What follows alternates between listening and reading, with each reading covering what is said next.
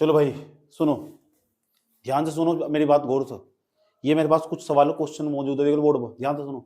अच्छा ठीक है, लोअर पीसीएस अपर पीसीएस दोनों तेरे एक साथ कैसे करनी, दोनों का पेपर में क्वेश्चन है। आज मैं बहुत सारे क्वेश्चन है, मैंने सारे क्वेश्चन बोर्ड पर लिख दिए। एक दो जो क्वेश्चन आ जाएगा ना, ठीक, वो भी मैं बाद में कवर कर दूंगा। मैं बहुत डिटेल से समझाने वाला हूँ, कैसे पढ़ना, कहाँ से पढ़ना, कौन पढ़ागा, कैसे पढ़ेंगे, कौन सी बुक इस्तेमाल होगी, सारा सिलेबस चेंज होगा। ध्यान से सुनना चाहिए तरीके से, सारा सिलेबस चेंज होगा, क्या पढ़ना चाहिए, क्यों पढ़ना चाहिए, क्यों तैयारी करनी चाहिए, हम तैयारी कर सकें। तो बहुत सवाल, बहुत सारे सवाल एक साथ, सबके सवाल जवाब यही सी, ठीक, सबके सवाल यही जवाब। कितनी वैकेंसी आई, कहाँ कहाँ, कौन, हर मुद्दे पर बात आज, ठीक। इसे समझ लिया ना पूरा का पूरा, बहुत कुछ समझने के बाद निकलोगे यहाँ से। ऐसा है नहीं, मैं समझा रहा हूँ तुमको, बहुत गौर से समझना। बंद कर दो, इधर देखो, इधर इधर देखो सब। सबसे पहली बात हम करें नोटिफिकेशन की। नोटिफिकेशन की एक तो हो लोअर पीसीएस, एक हो अपर पीसीएस, दोनों में डिफरेंस क्या हो पहले समझेंगे, फिर जो वैकेंसी आई उसे समझेंगे हम। ध्यान से सुना, सारे क्वेश्चन समझ लो, मैंने बोर्ड पर लिख दी सब चीजें। पहले नंबर पर हम समझेंगे जो नोटिफिकेशन आया, विज्ञप्ति जारी कर दी उत्तराखंड पीसीएस जो पब्लिक सर्विस कमीशन है, उसके यूपीएससी के द्वारा, उसमें कितनी वैकेंसी आई और कौन सी वैकेंसी में कितना कितना वेटेज है किस किस का। उसका एक तो हमारा वर्टिकली आरक्षण हो, या आरक्षण भी थोड़ा सा मुद्दा समझ लेंगे आज ही क्या मुद्दा है इसका, ठीक है। मैं कौन कौन से मुद्दे पर डिटेल से बात करने वाला हूँ एक एक कर, शायद कोच आज कोई पहलू छूट जाएगा, ठीक है, नहीं तो बाकी सब कुछ कवर कर लेंगे। मैं इतना बार बार नहीं जवाब दे सकता ना यार, मैं भी थक गया टाइप करता करता करता, इतने सारे मैसेज आएंगे, कहाँ कौन कौन जवाब देगा। पहला क्वेश्चन हमारे पास नोटिफिकेशन जानेंगे, कहाँ कहाँ कितनी वैकेंसी, कौन कौन से डिपार्टमेंट में, और कौन कौन सी कितनी पोस्ट, और कौन कौन सी तुम्हारे काम की। और जो बच्चा सिविल सर्विस की तैयारी कर रहा था पहले से ही, अपर पीसीएस की तैयारी कर रहा था, यूपीएससी की तैयारी कर रहा था, उसके लिए बेनिफिट है नहीं है तो कितना बेनिफिट है, समझ में आई बात है। हमारे पास यही समझना, मुझे लोअर पीसीएस क्या हो, अपर पीसीएस क्या हो, उसमें कौन सी पोस्ट हो, इसमें कौन सी पोस्ट हो। अपर पीसीएस भी आने वाला कुछ दिनों बाद, दोनों को कैसे कंबाइन करके तैयारी करनी, अच्छी तरह समझना मुझे, बहुत भयंकर तरीके से। उसके बाद मुझे ये समझना, तुम अब सवाल कुछ बच्चे मेरे से पूछ रहे थे ग्रेड पे क्या हो, ये नहीं समझ में आता, क्या भला हो। तो कोई भी कह देगा लेवल 1 की जॉब, लेवल 2 की जॉब, लेवल 3 की, ग्रुप ए की, बी की, सी की, सर के ऊपर से जा। आप समझा दो आसान भाषा में, मैं समझा रहा हूँ आसान भाषा में, आओ समझ लो। कौन सा पे स्केल चला, 7वां वेतन आयोग कौन सा हो, 8वां कब आने वाला, छठा कौन सा, 5वां कौन सा, लेवल कौन सा हो, कौन सा वेतन आयोग चल रहा है, समझ में आई बात है। सैलरी कैसे निकाल लो, कितने आगे हमारे हाथ में पैसे, भाई जी बताओ ना, कितने पैसे आगे हमारे हाथ में जब जॉब लग जाएगी, सब बताओ। ग्रुप सी वालों कितने मिले, वालों कितने मिले, कब बी मिले, सब बताऊंगा, ध्यान से सुनने तरीके, बार बार नहीं बताऊंगा। उसके बाद क्या करना चाहिए, इसके बाद अब इतना समझने के बाद सारा आरक्षण वाला मुद्दा भी मैं ही समझा दूंगा, ध्यान दिलाना है मेरा भी, ठीक।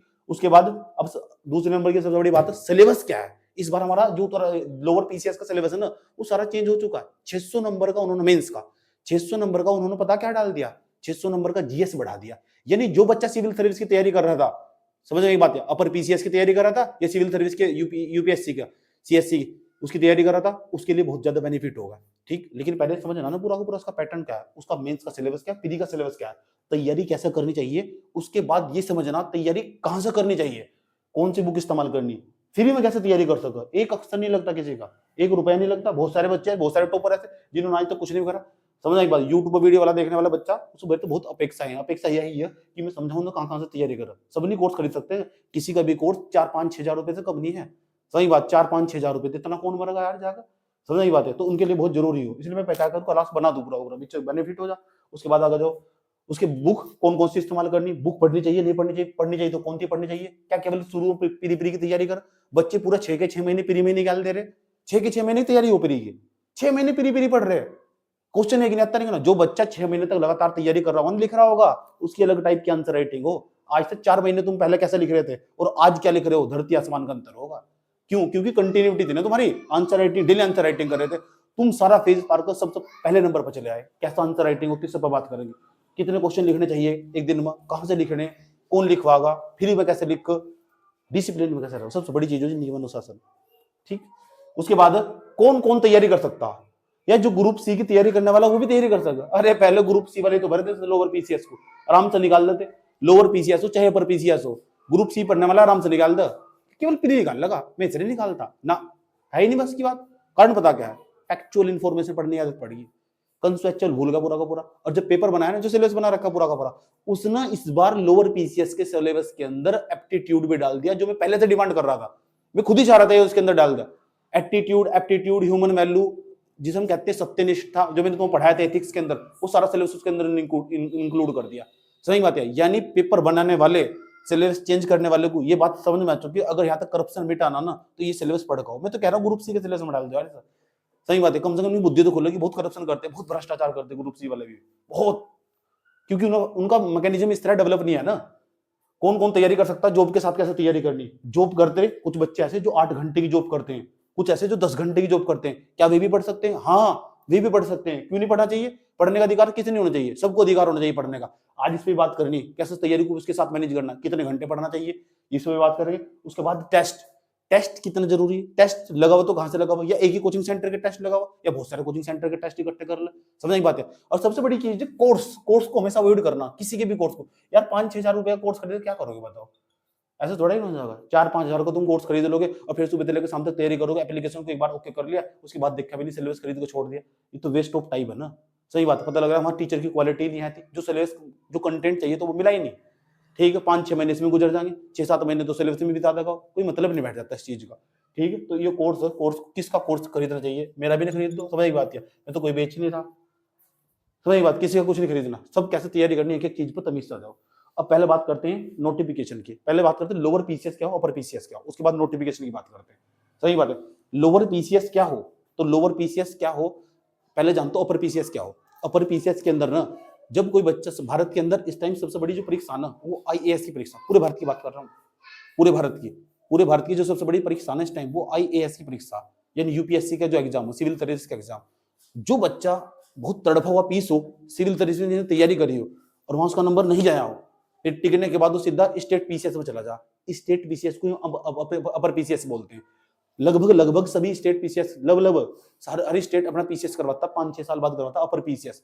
बहुत जरूरी हो। जब जो तुम यूपीएससी का एग्जाम निकालते हो तो सेंटर की कैटेगरी में आते हो तुम, गवर्नमेंट जॉब होगी तुम्हारी, सेंटर के अंतर्गत होगी, यानी केंद्र सरकार के अंतर्गत तुम्हारी जॉब होगी। और उसके बाद तुम आईएएस बनोगे, भारत सरकार के उच्च पदोपासीन होंगे, भारत सरकार के, और पूरे भारत के अंदर कहीं भी घुमाया जा सके तुम्हें। घुमाने का मतलब आज तुम्हारी जॉब यहाँ से कल को दूसरे स्टेट में ट्रांसफर हो जाओगे, फिर अगले जिले में भेज दिए जाओगे, अलग अलग जगह अलग अलग प्रकार की अलग हायरार्की हो उसके अंदर। वो तो होगा सेंटर डिपार्टमेंट। यूपीएससी के बारे में मैंने तो पहले सब कुछ समझा रखा। अब अपर पीसीएस में क्या हो, अपर पीसीएस में जो हो उत्तराखंड सरकार के, उत्तराखंड की सरकार का सबसे बड़ा जो गवर्नमेंट जॉब का एग्जाम है वो अपर पीसीएस का एग्जाम है। उच्च पदोपासीन करा जा, उत्तराखंड के ही अंदर रहोगे पूरी जिंदगी, लेकिन उत्तराखंड से कभी बाहर नहीं जाओगे। समझ नहीं बात है। उत्तराखंड के अंदर जो उच्च पदोपासीन पढ़ने वाले व्यक्ति हो उन्हें हम अपर पीसीएस कहते हैं। उच्च पदों पर जैसे किसी का सचिव बना दिया तुम्हें, किसी मंत्री का बैठा तो तुम अपर पीसीएस नहीं लो, प्रमोशन होने के बाद बनो। यहाँ किसी जिले का तुम्हें एसडीएम बना दिया जाएगा, समझ बात है, जिले में एसडीएम की पोस्ट दे दी जा, एसडीएम की पोस्ट दे दी जाएगी, तहसीलदार की पोस्ट, उसमें भी बहुत सारे अलग अलग डिपार्टमेंट है। जैसी तुम्हारी रैंक होगी ऐसी तुम्हारी जॉब मिलेगी। अपर पीसीएस में उत्तराखंड के अंदर सबसे बड़ी जॉब उत्तराखंड के अंदर मिलेगी, तो अपर पीसीएस निकाल के मिलेगी। अपर पीसीएस का हालचाल क्या हो, अपर पीसीएस का हालचाल यही हो जो मैंने तुम्हें बताया था। पहले प्रीलिम्स दोगे, प्रीलिम्स देने के बाद उसमें 2 पेपर होंगे प्रीलिम्स में, फिर उसके बाद कितने पेपर हो, 7 पेपर, 8 हो गए, अब तो 8 पेपर हो गए, 2 उत्तराखंड के उन्होंने ऐड कर दिए ना लगातार, तो 2 उत्तराखंड के पेपर उन्होंने ऐड कर दिए, 8 पेपर के आसपास हो गए। फिर इंटरव्यू होगा, बिल्कुल उसका प्रोसेस ऐसा जैसे सिविल सर्विस का, यानी सिविल सर्विस की तैयारी करने वाला बच्चा जो पूर्ण रूप से आईएएस की तैयारी कर रहा था, आईएएस की तैयारी करने वाला बच्चा अपर पीसीएस।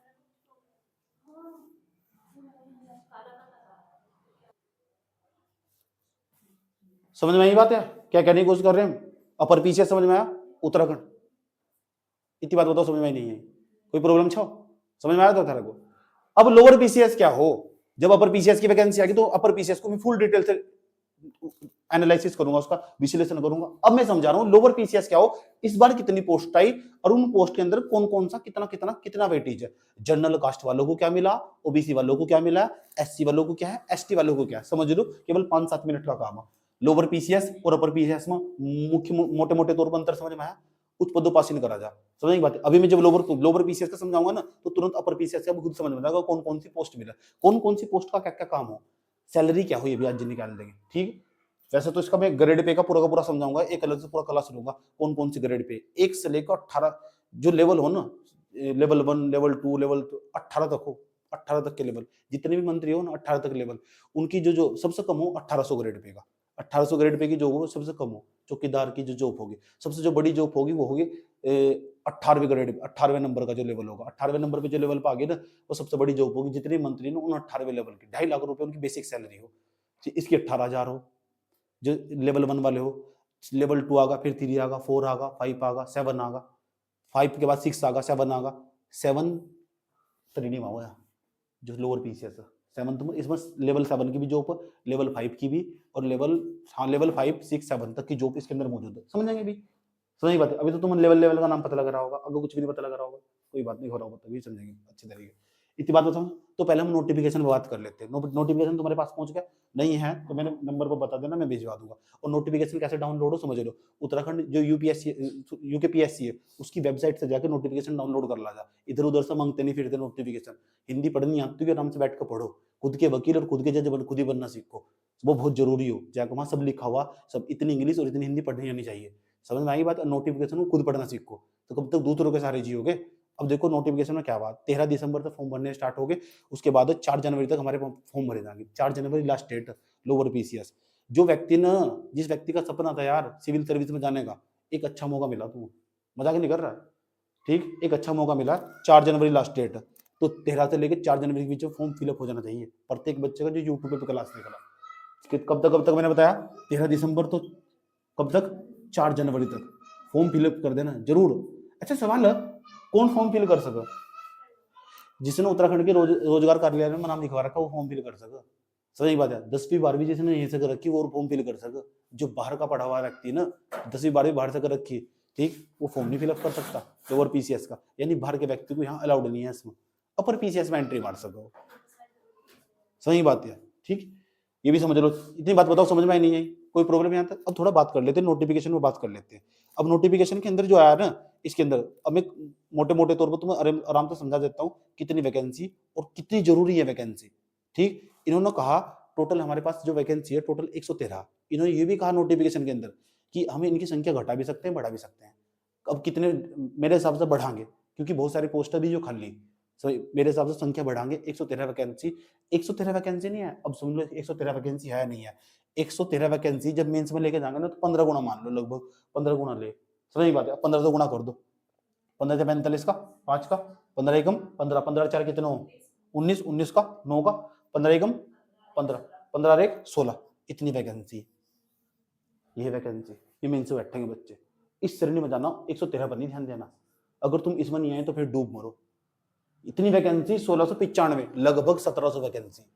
अब मत कहना 113 वैकेंसी, क्योंकि पेपर ये देने जाएंगे मेंस का, तो इतनी वैकेंसी, और इतनी वैकेंसी में नंबर नहीं आ रहा तो फिर तो कुछ ना कुछ कमी तो जरूर है। सारा बात करें, घबराओ मत बिल्कुल भी, एक एक चीज को डिटेल से समझाने वाला। तो वैकेंसी 3, समझ नहीं बात यार। और लोअर पीसीएस और अपर पीसीएस, और जो दूसरे अब lower PCS upper PCS group C की अपेक्षा ज्यादा आसान हो। क्यों कह रहा हूं समझ लो, क्यों कह रहा हूं। कुछ बच्चों को लिखने से डर लगा, सर लिखा नहीं आता। अरे 2 क्वेश्चन भी डेली लिखेगा ना, बताऊंगा कैसे लिखना, क्या करना चाहिए, वो उस पर बात आने वाली है। पहले ये बात बताओ, वैकेंसी समझ में आ चुकी है कितनी? लगभग 1700 वैकेंसी। कितनी? 113 वैकेंसी नहीं है, 1700 वैकेंसी। बुद्धिमान व्यक्ति ऐसे सोच, अपने दिमाग के तार खोल लो और ऐसे सोचो चीजों को। अच्छा 113 तो कम। अरे पेपर देखो ना, मेंस कितने देने जाएंगे? 1700 बंदे पेपर देने जाएंगे और डेंजर्स जर्नलिस्ट बैठे होंगे। तुम ही क्यों जाओगे? तुम्हारी स्ट्रेटेजी सबसे अलग होगी, पढ़ने का तरीका तुम्हारा अलग होगा, तुमने अलग तरीके से सोचा होगा चीजों को। क्यों नहीं जाओगे तुम? क्यों नहीं जाओगे? समझ बात यार। इंसान को तब हारना चाहिए, पता कब हारना चाहिए? जो सपना देखना बंद कर दे। सभी सपने तो देखते होंगे, दिल में कशिश रह जाए यार, करना था करना था, करोगे भाई, करना था, क्या करना था करोगे, क्यों नहीं करोगे? बात बताओ समझ में आई अंतर? अब सवाल इसका ये बताओ सर जी, अगर हमारी जॉब लग जाती है, इसके अंदर कौन कौन से डिपार्टमेंट में कितनी पोस्ट है ये बता दो पहले। अच्छा आओ समझाते हैं तुम्हें कौन कौन से डिपार्टमेंट में कौन कौन सी पोस्ट है। एक नायब तहसीलदार, सुन लो, एक नायब तहसीलदार सबसे बड़ी पोस्ट इसके अंदर यही है लोअर पीसीएस के अंदर। नायब तहसीलदार बहुत अच्छी पोस्ट है। आज से 5-7 साल बाद जब तुम्हारा प्रमोशन होगा तो तुम एसडीएम की पोस्ट पर पहुंच जाओगे, इसलिए बड़ी वैकेंसी है। एसडीएम तुम उसके बाद एसडीएम तक की पोस्ट पहुंच जाओगे, प्रमोशन होगा तुम्हारा 5-7 साल बाद, फिर आगे जाओगे, पहले नायब तहसीलदार, फिर तहसीलदार, तहसीलदार के बाद फिर सीधा एसडीएम।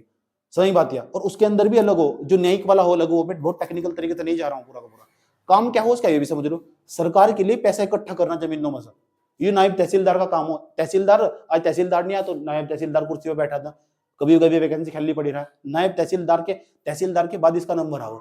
सही बात है। एक तो तहसीलदार हो, एक न्यायिक तहसीलदार हो, तो उसे रहने दो भी, मैं तुम्हें बता नहीं रहा हूँ, कभी फिर बताऊंगा। उसके बाद एक अलग ही प्रकार की हायरार्की हो, या जब इनका पोस्ट प्रमोशन होकर जावा ना अंदर अंदर तक डिपार्टमेंट। इसकी टोटल वैकेंसी 36 टोटल मिलेगा। अब 36 में दिक्कत लड़कियों को नहीं है, जनरल कास्ट लड़कियों को कोई प्रॉब्लम नहीं है, ओबीसी की। अब देखो आरक्षण 3 प्रकार का, ध्यान से समझना अच्छे तरीके से। आरक्षण 2 प्रकार का, 2 प्रकार से बांट देते हैं आरक्षण को। एक तो हमारा जो आरक्षण हो, हमारा वर्टिकली आरक्षण हो, वर्टिकली। एक हॉरिजॉन्टली आरक्षण, हॉरिजॉन्टली एक तो हमारा वर्टिकली हो, एक हॉरिजॉन्टली हो। और वर्टिकली को हम बोलते हैं हिंदी में ऊर्ध्वाधर आरक्षण, सही बात है। एक हमारा हॉरिजॉन्टली क्षैतिज आरक्षण। अब टोटल वैकेंसी हमारे पास 36 है। कितनी वैकेंसी है? 36। ये किसकी? नायब तहसीलदार की। लोअर पीसीएस के अंदर सबसे बड़ी जो पोस्ट है इस टाइम वो यही है, नायब तहसीलदार की। और नायब तहसीलदार प्रमोशन होगा तहसीलदार, फिर उसके बाद सीधा एसडीएम। और एसडीएम की बहुत पावर हो, जिस एरिया में एसडीएम होता मतलब एसडीएम और आईएएस दोनों मिलकर काम कर जिले के अंदर। एक तो एसडीएम होगा, एक आईएएस होगा, दोनों मिलकर काम करते हैं। एसडीएम हो यार, गजब की पावर है। उसके बारे में क्या ही बताऊं तुमको, समझ नहीं बात है। उससे ज्यादा क्या पावर होगी? जब निरीक्षण करने पहुंचता तो बात लगाता सबकी, आज एसडीएम से भाई सही बात हुई, आज एसडीएम भी आया, एसडीएम भी आया, वो तो सबका निरीक्षण करेगा। किसी भी जिले में घुसा, जिले में जहां जिस तक का जो एरिया बांट रखा होगा ना, उस एरिया में जाकर किसी भी डिपार्टमेंट में किसी का निरीक्षण कर सका। सब उससे नीचे होंगे, जेई हो, इंजीनियर हो, डॉक्टर हो, कोई भी हो, सब उससे नीचे। सही बात है, उसके ऊपर कोई नहीं है इस टाइम। उस एरिया में सबसे बड़ा पद उसी चीज का, एसडीएम का ही।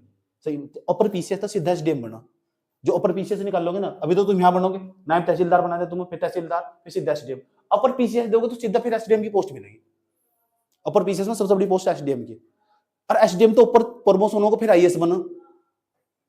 सही बात है। उत्तराखंड के अंदर अलग अलग पदों पर आईएएस का पद तो मिल जाता, कहते नहीं आईएएस, लेकिन आईएएस के बराबर का सम्मान का दर्जा मिला। सभी उत्तराखंड के अंदर पहुंच जाएगा। लेकिन यूपीएससी में क्या करोगे? यूपीएससी में इन सब चीजों को पीछे छोड़ दोगे, पूरी हायरार्की के सबसे ऊपर आकर बैठ जाओगे। ये यूपीएससी की ताकत हो। सही बात है, ये यूपीएससी की ताकत हो। ये सारे पद नीचे बैठे जाएंगे तुम्हारे, सब इनके ऊपर जाकर बैठ जाओगे, नाम सामने लिख जाएगा आईएएस, ठीक, फलाना टीम का जो तुम्हारा नाम होगा। याद रहेगी बात, ये पावर हो यूपीएससी की। यूपीएससी भाई मजाक की बात थोड़ा ही है, उसमें 9 पेपर। सही बात है। अब देख लो, एडी चोट्टी का जोड़ लगाना पड़ेगा, हर साल 15,000 vacancy. Upper PCS, lower PCS और सिविल सर्विस, यूपीएससी वाला एग्जाम, तीनों का जो कॉम्बिनेशन है, बड़ा गजब का कॉम्बिनेशन है। यूपीएससी का तड़फा हुआ बच्चा पीसीएस में आकर पढ़ा, अपर पीसीएस में। अपर पीसीएस का तड़फा हुआ बच्चा लोअर पीसीएस में आकर पढ़ा। ग्रुप सी वाले को थोड़ा एक्स्ट्रा एफर्ट लगाना पड़ा। समझ आई बात? यही चीज मुझे समझ नहीं। आसान और सरल भाषा में समझिए। बुद्धिमत्ता हमेशा अपनी मातृभाषा में है। Wisdom always comes mother tongue. बार बार कहता हूं इस बात को। 36 होगी। अब इसे 36 का देखो आरक्षण, इसे कैसे बांट रखा। अभी समझना, वर्टिकली आरक्षण का क्या मतलब है? सवाल है सर इसमें से बताओ, एससी ओबीसी का, एससी की वैकेंसी कितनी, फिर ओबीसी की वैकेंसी कितनी, ठीक, उसके बाद बताना सिर्फ एसटी की वैकेंसी कितनी। इस तरह का जो बंटवारा कर रखा है ना आरक्षण का, इस तरह का आरक्षण का जो बंटवारा कर रखा है उसे बोलते हैं वर्टिकल। ये फिक्स है, इन्हें नहीं कोई काटने का, क्योंकि जो आरक्षण संवैधानिक सरकारी नौकरी अनुच्छेद 16 के अनुसार भारतीय संविधान के, इसे नहीं कोई काटने का। इस आरक्षण को वर्टिकल आरक्षण बोल रहा, वर्टिकल आरक्षण। उसके बाद हमारे पास ईडब्ल्यूएस एक नई कैटेगरी बना दी। समझ नहीं बात यार? तो इसे कौन सा आरक्षण बोलेंगे बताओ? हमारे पास कौन सा आरक्षण बोलेंगे सर? वर्टिकली। वर्टिकली। अब बताओ 36 के अंदर सर नायब तहसीलदार पता लग चुका। मैं बात करूंगा इस पर डिटेल से बात करूंगा, समझ लो अच्छी तरह, नहीं फिर दोबारा नहीं मौका मिलने का। सैलरी की बात करूंगा। सर धन बताओ, धन कितना होगा? ये तो हम अट्रैक्ट होंगे इसकी तरफ। हाँ देखो कितनी सैलरी। आज मैं तुम्हें तीन व्यक्ति की सैलरी निकाल के दिखाऊंगा। नंबर 1 जो सबसे थर्ड क्वालिटी का, थर्ड क्वालिटी नहीं बोलना चाहिए, सम्मान उसका भी होना चाहिए, गलत वर्ड नहीं यूज करना चाहिए, जिसका सबसे कम लेवल है ग्रेड पे, जिसकी 1800 ग्रेड पे है, उसकी नौकरी पर, यानी चौकीदार की जो कोई जॉब कर रहा, सबसे लेवल तो ही होगा सबसे कम गवर्नमेंट जॉब में, उसकी सैलरी कितनी होगी। ग्रुप सी वाला बंदा होगा, उसकी टोटल सैलरी कितनी आती है, उसके हाथ में सैलरी मिलाकर। अभी तुम्हें पता लग जाएगा लोग सरकारी नौकरी को क्यों सरकारी नौकरी बोलते हैं, सरकारी नौकरी का महत्व क्या है, समझ बात है। और मंत्री की सैलरी, एक आईएएस की सैलरी कितनी हो, पीसीएस आईएएस वालों की, और एक मंत्री की सैलरी कितनी हो। आज 3-4 निकाल के दिखाऊं, थोड़ा सा टाइम तो लगेगा, 5-7 मिनट समझ लो आज, फिर उसके बाद कोई समझा थोड़ा ही रहा ना तुम यार। बात बताओ समझेंगे। आरक्षण कितने प्रकार का? 2। एक तो प्रकार का वर्टिकल आरक्षण, ये नहीं छेड़ना। इस 36 वैकेंसी के अंदर तभी पद बंटने वाले 36 की 36 जनरल कास्ट के नहीं रख सकते ना। अकॉर्डिंग टू कॉन्स्टिट्यूशन इस 36 के अंदर से साफ साफ कह दिया गया, पता क्या कह दिया गया, नोटिफिकेशन में साफ लिखा हुआ, जो हमारे पास जनरल कास्ट के, कौन से जनरल कास्ट के, उनकी वैकेंसी साफ लिख दी गई, कितनी उनकी 18 जनरल कास्ट में। अब तुम सोचोगे केवल इन पर जनरल कास्ट वाले ही बंदे आएंगे, जी नहीं, एससी वाला भी जनरल कास्ट में फाइट कर सको, ओबीसी वाला भी जनरल कास्ट में फाइट कर सको, एसटी वाला भी जनरल कास्ट में फाइट कर सको। जनरल मतलब जनरल, कुछ नहीं है इनका। ध्यान से सुना अच्छे तरीके से, बहुत मेहनत करनी पड़ती है बेचारे जनरल कास्ट वालों को, बहुत। एससी वालों का फिक्स हो चुका है, एससी वालों का फिक्स कितना हो चुका है, 8 पद।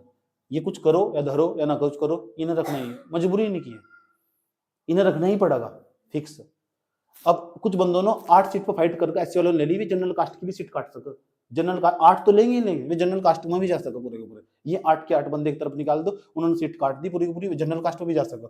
ओबीसी वालों पे चले जाओ, ओबीसी वालों कितनी 5, एसटी वालों की 2। अब तुम क्योंकि जनसंख्या के आधार पर आरक्षण दिया था, जितनी जिसकी जनसंख्या होगी ना उसके आधार पर आरक्षण दे रखा है। उसके बाद बताओ 3 ऐसा करके दे रखा है। अब एक नया ड्रामा फैलाया इन्होंने, पता क्या करा, इसके अंदर से भी इन्होंने महिलाओं को फायदा, जनरल कास्ट की महिलाओं को फायदा उत्तराखंड के अंदर, बढ़िया वाला फायदा। लड़कों को बेचारों को बहुत मेहनत करनी पड़ेगी जनरल कास्ट में। तो अगर किसी ने ईडब्ल्यूएस का सर्टिफिकेट बनवा रखा है ना, उसकी बल्ले बल्ले, उसका अलग प्रकार। अब इसमें क्या है, 18 में से अलग बना रखी कैटेगरी। अब ये तो मैंने तुम्हें जो समझाया, यो आरक्षण पता कौन सा, यो ऊर्ध्वाधर आरक्षण, इसे बोलते हैं वर्टिकली रिजर्वेशन। सही बात है। अब इसके अंदर ना 18 में भी किस किस के पास कितनी वैकेंसी जागी, इसमें जो फीमेल की वैकेंसी जागी, फीमेल वो पता कितनी लग दी, 6 फिक्स कर दी गई शायद, है ना। अनारक्षित कितनी बैठेगी, 6 के आसपास फिक्स कर दी गई, 6 वैकेंसी फीमेल के लिए फिक्स कर दी गई कि महिलाओं का आरक्षण है यहाँ से। अब बताओ 18 में 6 वहां चली गई, और इसमें से भी बांट रखा। सही बात है, इसमें से भी बांट रखा कितनी, अनुसूचित जाति में साफ साफ क्या रखा है, कितनी 2। इसके बाद बताओ कितनी हमारे पास ये, ओबीसी में कितनी 1, ईडब्ल्यूएस में 1, उसके अंदर से भी वैकेंसी बांट रखी। अब सोच लो, उसके अंदर से वैकेंसी बांट रखी। अब देखो कितनी कम वैकेंसी लड़कों के पास बच गई। अब मान लो यहाँ पोस्ट है 18, तो इन 18 का भी बंटवारा होगा, जनरल कास्ट में जाएगा, ठीक। तो लगभग 11-12 वैकेंसी बचेगी बेचारों पे जाकर, 10-11-12 वैकेंसी आसपास जनरल कास्ट के लड़कों पे जाकर। तो वहां फाइट करनी पड़ेगी उन्हें जाकर, क्योंकि 6-7-8 तो लड़कियों की चली गई, 7-8-7-6 के आसपास जो वैकेंसी इनके पास चली गई। कितनी फाइट करनी पड़ेगी। लड़कियों का फिक्स है, लड़कियों की मैं कहता हूँ चुपचाप बैठकर तैयारी कर लो, जनरल कास्ट की हो, एसटी की हो, एसटी की हो, ओबीसी की हो, आराम से तैयारी कर लो, बहुत कम मेरिट जाएगी। सही बात है। जो लड़कियों की जनरल कास्ट की, उनकी मेरिट बहुत कम पर जाएगी, और जो लड़के उन्हें ज्यादा फाइट करनी पड़ेगी। ओबीसी वाले लड़कियों को बहुत फाइट करनी पड़ेगी। ओबीसी वालों को भी बेचारा का बट्टा लगा दिया गया है, जब तो ईडब्ल्यूएस आया ओबीसी वाला गया। सही बात है। ऐसा मैं क्यों कह रहा हूँ आगे बताऊंगा बाद में जाकर, ठीक। इतनी बात बताओ समझ में आई नहीं आई, तो ऐसे बांट, इसके भी अंदर बांट रखा है जो 18 ना, इसे बांट रखा। तो जो बांट रखा है ना, इस 18 को बांट रखा है, उसे हम कहते हैं हॉरिजॉन्टली रिजर्वेशन। याद रहेगी बात है, ठीक। इसमें सब लिख रखा है, साइड में कॉलम बना रखा नहीं, देखो कॉलम बना रखा नहीं साइड में, इस तरह करके यहाँ सब लिख रखा है, ठीक। उसके बाद यहाँ अनुसूचित जाति कितनी, अनुसूचित जनजाति की कितनी, ओबीसी की कितनी, मतलब ईडब्ल्यूएस की कितनी, लड़कियों के लिए, ये अनाथ वालों के लिए, खेलकूद वालों के लिए, आंदोलनकारियों के लिए, ये सब बांट दिया गया। लेकिन इस नोटिफिकेशन में एक दिक्कत है। पता दिक्कत क्या है, मैं चाहूँ तो इस वैकेंसी को भी रद्द करवा दूंगा, ठीक। सुप्रीम कोर्ट का केस है, ठीक, 50% आरक्षण वाला। चल बाद में बताता हूँ, तो पर पढ़ाया नहीं मैंने। हाँ तो 50% आरक्षण यहाँ दे देगा, 36 थी ना टोटल वैकेंसी, 36 से कितना 18, 50% में कैटेगरी डाल दिया सारा का सारा। लेकिन इन्होंने गलती कर दी, वो बाद में बताऊंगा तुम्हें। इतनी बात बताओ, पहले समझ में आ रहा नहीं आ रहा, कोई प्रॉब्लम है यहाँ तक, समझ में आएगी बात है। क्षैतिज ऊर्ध्वाधर आरक्षण क्या हो, वर्टिकली आरक्षण क्या हो, समझ में आ चुका। तो वो फिक्स है, उसे नहीं कोई काटने का, वो संवैधानिक आरक्षण है, और जो चीज संविधान में लिख दी उसे लेकर बैठता है मिले भाई। समझ में आएगी बात है, कोई दिक्कत यहाँ तक, इतनी बात बताओ समझ में आई। और इसके अंदर भी अगर वैकेंसी को बांटा जा रहा, तो वो कौन सा आरक्षण पता लग चुका, वो कौन सा आरक्षण जो पता लग चुका, वो हो हमारे पास हॉरिजॉन्टली रिजर्वेशन। इतनी बात बताओ समझ में आई। तो 36 पद किसके, नायब तहसीलदार के। नायब तहसीलदार क्या हुए पता लग चुका, नायब तहसीलदार प्रमोशन होगा, क्या बनेगा ये पता लग चुका। ये सर नो, कैसे बढ़ेंगे ये बताऊंगा, पढ़ेंगे क्या है हम सिलेबस में, क्या सिलेबस है इसका। आज तो क्लास लंबी होने वाली, क्योंकि इसके बाद मैंने कहा नॉलेज ही नॉलेज आज की क्लास में, समझ लो ध्यान तो अच्छे तरीके उसके। अच्छा ये बताओ, अगर तुम नायब तहसीलदार बन ही जाओगे तो कौन से डिपार्टमेंट में जाओगे, इसमें लिख रखा है रेवेन्यू डिपार्टमेंट, राजस्व विभाग। ये कर क्या है, ये सारे मामले वही देखेंगे जहां तक टैक्स का कलेक्शन होगा, सरकार के राजस्व विभाग में जाएगा सारा का सारा। वित्त मंत्रालय का पार्ट हो, मंत्रालय जो राज्य सरकार का वित्त मंत्रालय उसका पार्ट हो, उसके अंदर हमारे विभाग बनाया जा, उस विभाग के ये कर्मचारी है नायब तहसीलदार, इस पूरे छोटे से एरिया में टैक्स कलेक्ट करके वहां भेजेंगे राजस्व विभाग वालों को। सही बात है, उत्तराखंड के अंदर वो राजस्व विभाग वाले, वहां फाइनेंस मिनिस्ट्री हो यहाँ की उत्तराखंड की, सारा पैसा टैक्स कलेक्ट करके वहीं जा, जमीनों में तो बहुत पैसा इकट्ठा हो, जितना जमीनों में तो पैसा इकट्ठा हो। सही बात है, वो सारा पैसा इकट्ठा करके वहीं जा। और भी बहुत सारे काम हो उनके, निरीक्षण करना भी इनका काम हो, कई जगह जमीनों में निरीक्षण करने जाते हैं, कई जगह साइन करते हैं। सही बात है, बहुत बहुत काम सरकार जो काम सौंपती है करना पड़ेगा भाई ना। सही बात है, ये काम उसका डिपार्टमेंट का। ये नायब तहसीलदार हल्का हल्का समझ में आया, तो जैसे जैसे डिपार्टमेंट में तुम घुस जाओगे, अभी तुम्हारे लिए इतनी नॉलेज सफिशिएंट है जितनी मैंने तुम्हें दी। समझ में आएगी बात है, आगे बढ़ते हैं। अगले वाला डिपार्टमेंट, अगले वाला बताओ कौन सा, डिप्टी जेलर, उपकारापाल बोलते हैं डिप्टी जेलर। एक हो जेलर, अगर तुम्हें जेलर बनना तो अपर पीसीएस निकाल करना पड़ेगा। अगर तुम उप जेलर बनना तो लोअर पीसीएस देना पड़ेगा। तो उन्होंने उप जेलर की पोस्ट दी, डिप्टी जेलर की। जिस दिन जेलर नहीं आता वो डिप्टी जेलर बैठा, सारा काम धाम वही देखो पूरी जेल का, एक पूरी जेल उसी के सौंप दी जा। उसका पे स्केल देखो, उसका पे स्केल क्या है देखो, पे स्केल नहीं पहले ही देखो पोस्ट कितनी इसकी, बताओ कौन से डिपार्टमेंट में, वो गृह विभाग में, होम डिपार्टमेंट में कितनी पोस्ट है इसकी? 14 पोस्ट। 14 मतलब बताओ जनरल कास्ट में कितनी? 10। तो 14 का आधा देखो 10, यहाँ इन्होंने 50% का उल्लंघन कर दिया, इसे छोड़ दो कोई बात नहीं, सही बात है। टोटल वैकेंसी पे देखे जा, बहुत सारी जगह ऐसी बहुत कमी है, बताऊंगा बाद में जाकर। उसके बाद देखो वैकेंसी 2 एससी की कितनी? 2। ओबीसी कितनी? एससी कितनी? एससी की, एसटी की नहीं है ना। उसके बाद बताओ ओबीसी कितनी? 2। फिर अगर देखो वहां आरक्षण उसका क्षितिज बंटवारा कर रखा है, कर रखा नहीं कर रखा? ठीक, उसे छोड़ दो। अब बताओ हमारे पास डिप्टी जेलर पता लग चुका, एक जेल हो, जेल के अंदर एक जेलर हो, जेलर तो जो छोटा हो ना वो हमारे पास डिप्टी जेलर, और जो डिप्टी जेलर हो ना वो लोअर पीसीएस निकाल कर जाएगा, समझ नहीं बात? या और जो जेलर हो ना, एक पूरी जेल का जो ठेका हो सारा जेलर पे हो, सही बात? या तो जो जेलर होगा डिप्टी जेलर का प्रमोशन होकर जेलर बनेगा, इसमें इसी प्रमोशन तक जाएगा, जेलर बनेगा। उसके बाद अलग अलग डिपार्टमेंट में भेज दिया जा। तो उसके बाद जब जेलर बन जाएगा ना, तो इसके बाद इसका पे स्केल क्या होगा वो अभी अगर बाद में बात करेंगे। अब हम बात कर लेते हैं इसके अंदर। पता लग चुका डिप्टी जेलर क्या हो। अब थोड़ा आगे चलते हैं, इतने पता इसमें। एक हमारे पास अब ज्यादा इंस्पेक्टर की पोस्ट आ गई। सब इंस्पेक्टर देखो, सब इंस्पेक्टर को रहा है, पूर्ति निरीक्षक बोल रहा, यहाँ एक वर्ड चला इंस्पेक्टर के लिए। इसकी कितनी पोस्ट आई? 36। बहुत बढ़िया है, सही बात है। खाद्य क्या लिखा हुआ देखो, खाद्य नागरिक आपूर्ति एवं उपभोक्ता मामलों का विभाग, food civil supply and consumer affairs department, ये भी एक डिपार्टमेंट सही देहरादून के अंदर ही है। उस डिपार्टमेंट के अंदर कितनी पोस्ट दी गई? 36। 36 मतलब 23 किसकी? जनरल कास्ट वालों की। और एससी वालों की कितनी? 6। और एसटी वालों की कितनी? 1। और ओबीसी वालों की कितनी? 3। बांट देगा पूरा का पूरा, ठीक है। तो अच्छी पोस्ट किसमें? इसमें सप्लाई इंस्पेक्टर में। अब तुम सोचेंगे सप्लाई इंस्पेक्टर क्या हो, सप्लाई इंस्पेक्टर सोचेंगे नहीं क्या हो सप्लाई। एक बात बताओ, अगर तुम्हारे यहाँ खाना, सुन लो, अगर तुम्हारे पास जो खाना पहुंच रहा है, अरे भाई मान लो तुम्हारे हाथ में 10-20 का पैकेट पहुंच रहा है, इस बात की क्या गारंटी उसमें जहर नहीं है? सोचने वाली बात है। कोई तो चेक करने आता होगा, जहां ये बनता होगा ना, जिस एरिया में जाकर बनना है वहां चेक करने आते हैं इंस्पेक्टर साहब। इनका पूरा डिपार्टमेंट, इनके बहुत सारे लोग चेक करने आते हैं, जांच पड़ताल करते हैं, जब जाकर उन्हें आगे भेजा जाता है। यूं थोड़ा ही कुछ भी उठा कर बेच दोगे तुम। इसीलिए खुली हुई चीज कोई नहीं बेचना चाहिए। खुली हुई चीज बेचना ना अपराध, कानून अपराध, सही बात है। उपभोक्ता संरक्षण अधिनियम 1986 में पढ़ाया था मैंने तो पिछली बार ही, ठीक। खुली चीज कोई नहीं बेचना, खानी भी नहीं चाहिए बिल्कुल भी। दुकान पर अगर रखकर बेचते, पैकेट वाली चीजें से ले लेनी चाहिए, उस पर FSSAI की मोहर लगी रहा है। तो उत्तराखंड के अंदर कोई भी चीज बन रही है, अगर उसकी सप्लाई अगर कैसे होगी वो इंस्पेक्टर साहब चेक करेंगे, कुछ गलत तो नहीं डाल रहे इसके अंदर। इंस्पेक्टर साहब ना अगर भेज दिया ना, अगर कुछ भी ऐसा सामान प्रोडक्ट बाहर निकल गया, इंस्पेक्टर पहले सस्पेंड होगा, सस्पेंड करेगी एसडीएम। सही बात बेटा, जाओ तुम्हें छुट्टी हो, जाओ निकलो, ये एसडीएम की पावर हो। मार्केटिंग इंस्पेक्टर, ठीक। अब मार्केटिंग इंस्पेक्टर देखो क्या हो, यही हो हमारे पास, मार्केट पर नजर रखना, पूरी मार्केट में कहां कौन सी मार्केट, एक एरिया सौंप दिया जाए ना पूरा का पूरा। मार्केटिंग इंस्पेक्टर का भी यही काम हो बिल्कुल, कभी कभी इसे भी इसी का ही काम दे दो। समझ में आती है? इतनी बात बताओ, समझ में भाई। उसके बाद हमारे पास लेबर इन्फोर्समेंट ऑफिसर, बात बताओ समझ में नहीं। एक हमारे पास ये लेबर इन्फोर्समेंट ऑफिसर है ना, ये कौन से डिपार्टमेंट में? लेबर डिपार्टमेंट में, मजदूरों से रिलेटेड बात। वो देखा तुमने संदीप भैया यूपीएससी एस्पिरेंट्स में, उसे यही पोस्ट मिल जाएगा। इससे भी एक पोस्ट ऊपर हो, उससे आओ पीसीएस का, पीसीएस के थ्रू आओ, ठीक है। आगे चलो, कितनी वैकेंसी इसके अंदर? 5। 3 किसकी? जनरल की, 1 एससी की, ठीक। समझ में आ रहा पूरा का पूरा? विज्ञप्ति कैसे देखनी। उसके बाद हमारे पास एक्साइज इंस्पेक्टर, ये आबकारी विभाग होगा हमारे पास, ये एक्साइज डिपार्टमेंट होगा, ठीक है। ये छापे मार दे रहा है कहीं ना कहीं, ठेके ठाके छापे मार दें, शराब खानों पर बहुत काम, अलग अलग काम दे दिए जाने। उसके बाद ये ज्येष्ठ गन्ना विकास निरीक्षण, सीनियर कैन डेवलपमेंट इंस्पेक्टर, तो इंस्पेक्टर की पोस्ट सारी की सारी है। कुछ पोस्ट के अंदर ना फिजिकल भी है, फिजिकल, सही बात है। तो पावर, काफी पावर है, याद रखना बात है। अगर तुम्हें से समझना ना अच्छी तरह क्या पावर है इनकी, देखो पावर इनकी देखनी है ना, तो अब इनके बारे में और भी समझना तुम्हें। नायब तहसीलदार के देखो नीचे दे रखा है नोटिफिकेशन में, टोटल पोस्ट कितनी? 36। इसके बाद इन्होंने दे रखा है वेतन दे रखा है 44,000 की तरह 900।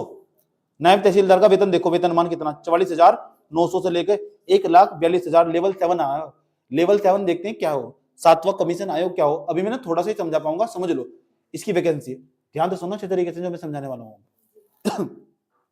इसके बाद तुम किसी का भी निकाल लेना, मैं तुम्हें नायब तहसीलदार का वेतन निकाल कर दिखा रहा हूँ, ठीक है, क्योंकि बच्चों को फिर बड़ी प्रॉब्लम हो, आज की बात तुम किसी का भी निकाल सको। रोकना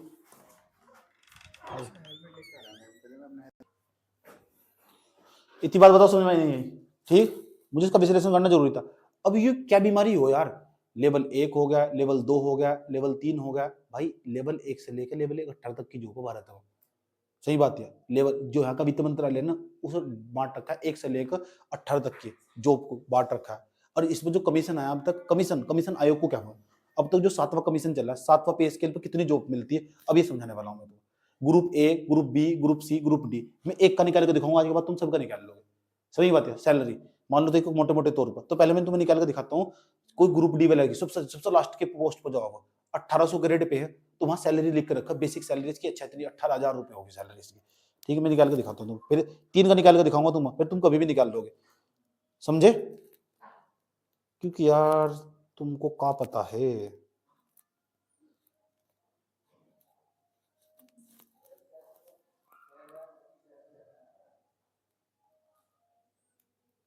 चले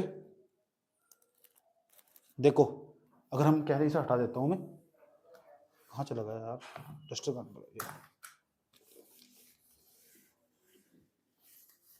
इसे भी समझ लो कैसे एक नेट सैलरी तुम्हारे हाथों में पहुंचती है, क्योंकि मैं जो समझाता हूँ तो डिटेल से समझाता हूँ, तीनों समझाऊंगा, तीनों चार लोग। आज तुम्हें थोड़ा मंत्री के बारे में समझ में आएगा, ये मंत्री कितना पैसा लौट रहे, ध्यान से सुना अच्छे तरीके से। ग्रेड पे इसे बोलते हैं लेवल स्तर, लेवल स्तर होगा हमारा 1 2 3 4 5 6 7। अभी जो तुम नोटिफिकेशन बताया ना मैंने, इसमें लेवल 1 की, लेवल 5 की जॉब, लेवल 6 की जॉब, लेवल 7 की, जैसे लेवल बढ़ता जाएगा सैलरी बढ़ती जाएगी, जैसे जैसे लेवल बढ़ता जाएगा ना सैलरी बढ़ती जाएगी। और टोटल भारत में कितने लेवल तक, 18 लेवल तक। जो मंत्री ने ये 18वें लेवल पावा, उनकी बेसिक सैलरी भी 2.5 लाख रुपए है, बेसिक सैलरी। अब मैं क्यों कह रहा हूँ बेसिक सैलरी, अब तुम समझ में आएगा। ग्रुप डी वाले लोग क्यों कहवा कि सरकारी नौकरी तो सरकारी हो, चाहे जूता साफ करने की भी हो, क्यों कहते हैं, अब समझ में आएगा तुम्हें इसका मतलब, अब समझते हैं। अगर किसी का ग्रेड पे 1800 लिखा है ना, कहीं ग्रेड पे लिखा हुआ 1800, कौन कौन से ग्रेड पे हो पता, 1800, 1900, 2000, 2400, 2800, 4200, 4800, 4600, 4800, 5400, 6600, 7800, उसके बाद 8700, 8900, उसके बाद हमारे पास 10,000, इतने तक के ग्रेड पे हो। उसके बाद पे बैंड आ जा, मंत्रियों का पे बैंड हो, ग्रेड पे नहीं होता उनका। सही बात है, अब इतने इतने तक का ग्रेड पे प्रमोशन होकर भाई यहाँ तक पहुंच जाए इंसान। ठीक, और लेवल कितने बैठेंगे, 18।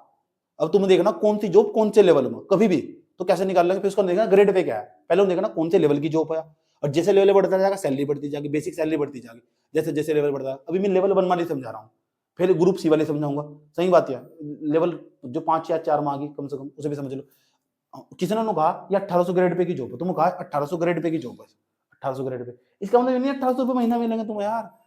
तुम्हारे दिमाग में ऐसे बहुत सारे बच्चे पूछो कंफ्यूज है यार, क्या कर रहे हो तो यार तुम।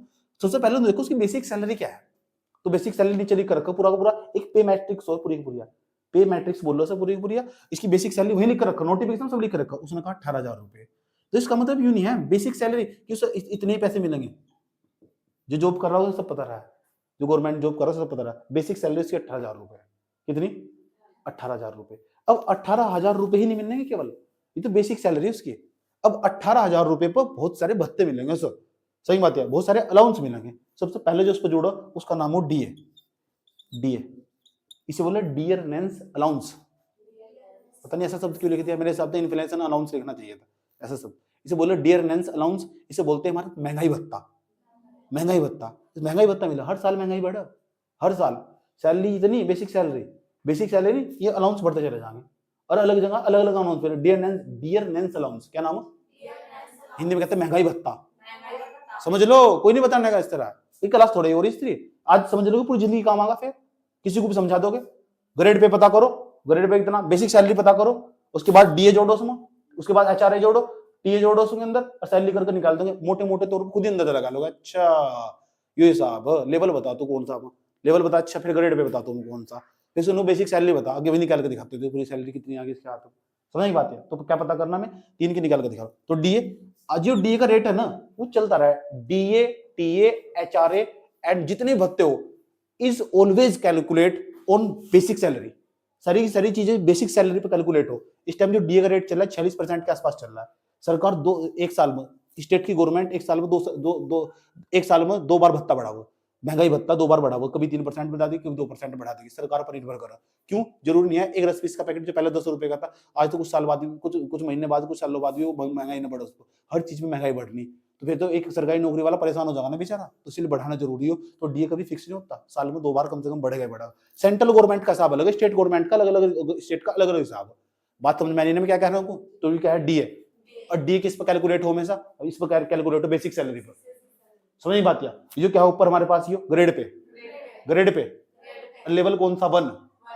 जितनी भी ग्रुप डी की नौकरी है ना वो 1800 ग्रेड पे की, उसकी देखो सैलरी कितनी बैठेगी इसकी। अब 1800 का, अब इस बार 46% 50% के आसपास होने वाला डीए, तो मैं 50% कर देता हूँ, 46% नहीं मैं 50% मान रहा हूँ।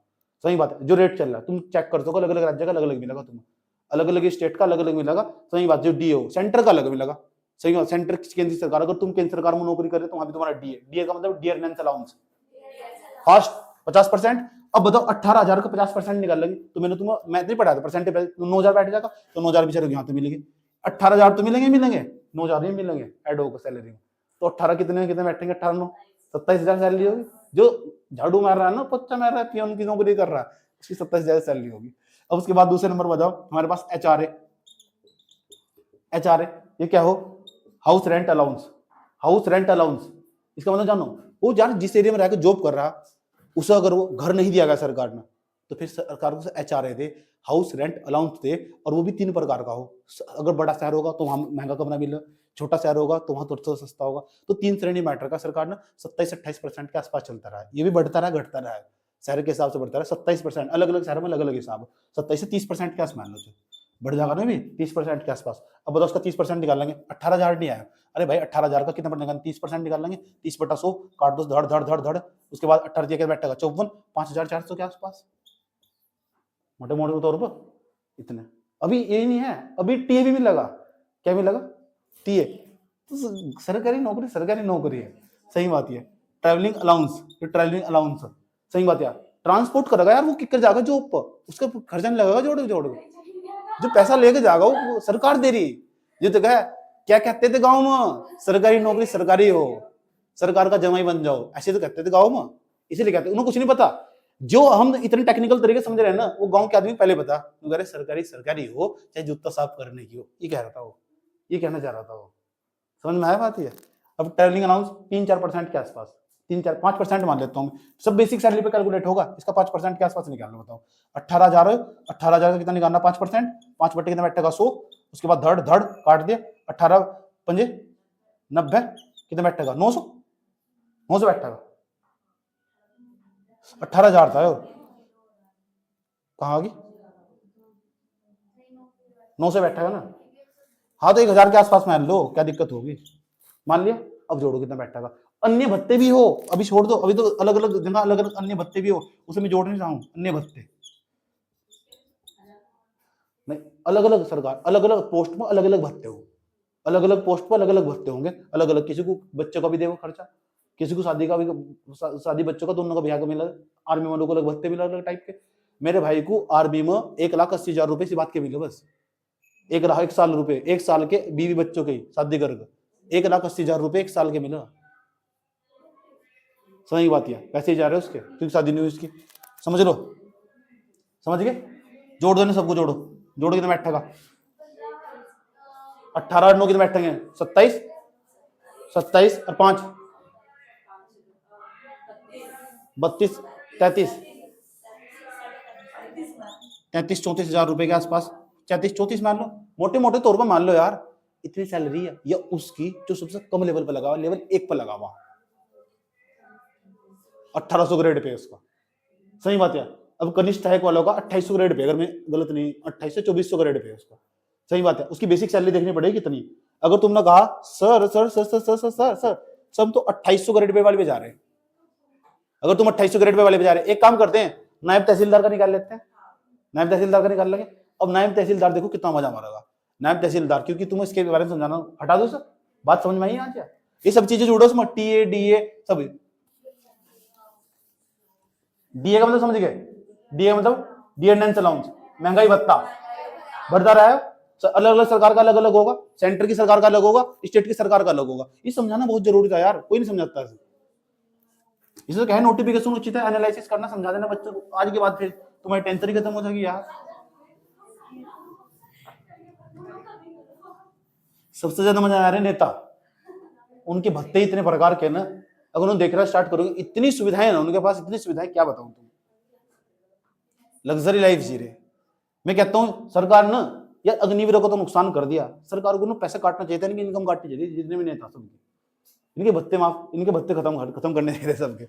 सुन लो ध्यान लगा, 44,000 जो हो ना लोअर पीसीएस का, अगर तुम एग्जाम निकालते हो, नोटिफिकेशन जो आया, अगर तुम इसे निकाल के एक तरफ रखते हो ना, तो निकालने के बाद ये समझ जाओ तुम्हारी बेसिक सैलरी 44,900 रुपए, इसमें 45,000 मान लेता हूँ बेसिक सैलरी है, लोअर पीसीएस निकाल कर, सही बात है, अलग अलग पोस्ट की मैंने एवरेज निकाल लिया पूरा का पूरा, बेसिक सैलरी है 45,000 रुपए।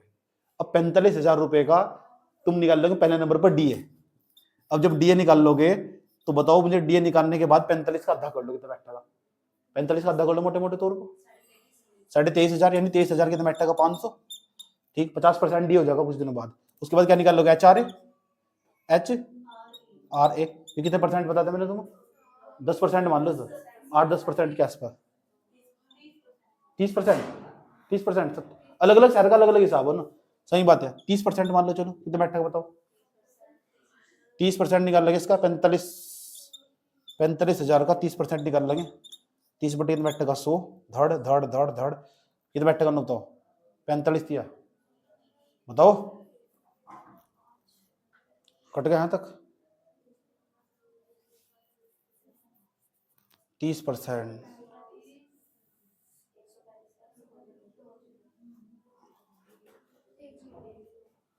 45,000 का 30% निकालना, 30 बटे 100, धड़ धड़ धड़ धड़ कितने बैठेगा बताओ, यानी 13,500। उसके बाद क्या निकाल लेंगे हम बताओ, TA, travelling allowance, transport allowance भी बोल दो सर, आने जाने खर्चा भी देगी सरकार, इसके तो अलग ही भत्ते, गाड़ी बंगला वो अलग चीज, अन्य भत्ते बहुत सारे बैठेंगे इसके, अन्य भत्ते। अब बताओ इसका टीए के बाद मान लो 3%, 4-5% निकाल लो उसका, 45,000 का 5% निकाल लो, 45,000 का अगर तुम 5% निकाल लोगे, 5% तो 5 बटे 100, धड़ धड़ धड़ धड़ 45 पंजे निकाल लो,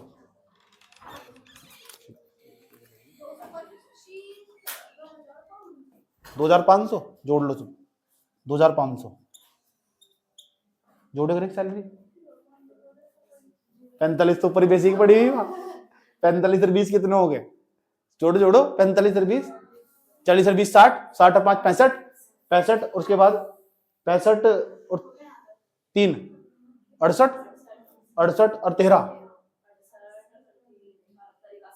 81, 90,000 के साथ पास सैलरी बैठ, समझ रहे, समझ। और जब भी करप्शन करते हैं सभी चीजें, सरकार इतना पैसा दे रही है, सैलरी तो निकालते भी नहीं है, ऊपर की कमाई बहुत है इनकी, और सबकी कमाई बहुत है, सही बात है, कोई भी ईमानदारी से नहीं काम करता है, सरकार बहुत पैसा देगा, बहुत पैसा। हाँ अब सोच लो, अब यह तो बात मैंने तुम्हें बताई इसकी, यूपीएससी वाले की सैलरी बताऊं, सुन लो, उनकी 1.5 लाख तो ऊपर बैठे सैलरी, अब तुम खुद ही अंदाजा लगा लोगे। और जितने भी आईएएस अधिकारी ना सब करप्ट, सीधा छड़े बच रहा हो कोई, सब करप्ट, सबसे ज्यादा करप्शन करते हैं आईएएस अधिकारी। उसके बाद फिर नीचे एसडीएम पर जाएगा, एसडीएम तो फिर तहसीलदार पर जाएगा, नायब तहसीलदारों पर जाएगा, फिर नीचे ठेकेदारों तक पहुंचेगा, कोई भी पैसा टेंडर बट बट का, बहुत पैसा खाते हैं, बहुत पैसा, भारत को बर्बाद करके लूट के मार दिया उन्होंने, सबने जमीन ले रखी दुबई के अंदर जाके, वहां टैक्स नहीं है ना इनकम पर। तुम्हारे यहाँ का मुख्यमंत्री बहुत पैसा कमा रहा, क्या ही बताऊं उनके बारे में, बात बताओ समझ में ही नहीं आई, कोई प्रॉब्लम यहाँ था। अब मैं 18वें लेवल पर जो उपमंत्री होगी उसका थोड़ा सा निकालना चाहता हूँ, कितना है उन्हें पता कितने प्रकार के भत्ते, कभी सर्च कर देगा ना यूट्यूब पर, उनकी बेसिक सैलरी ना जो लेवल 18 पावर, उनकी बेसिक सैलरी 2.5 लाख,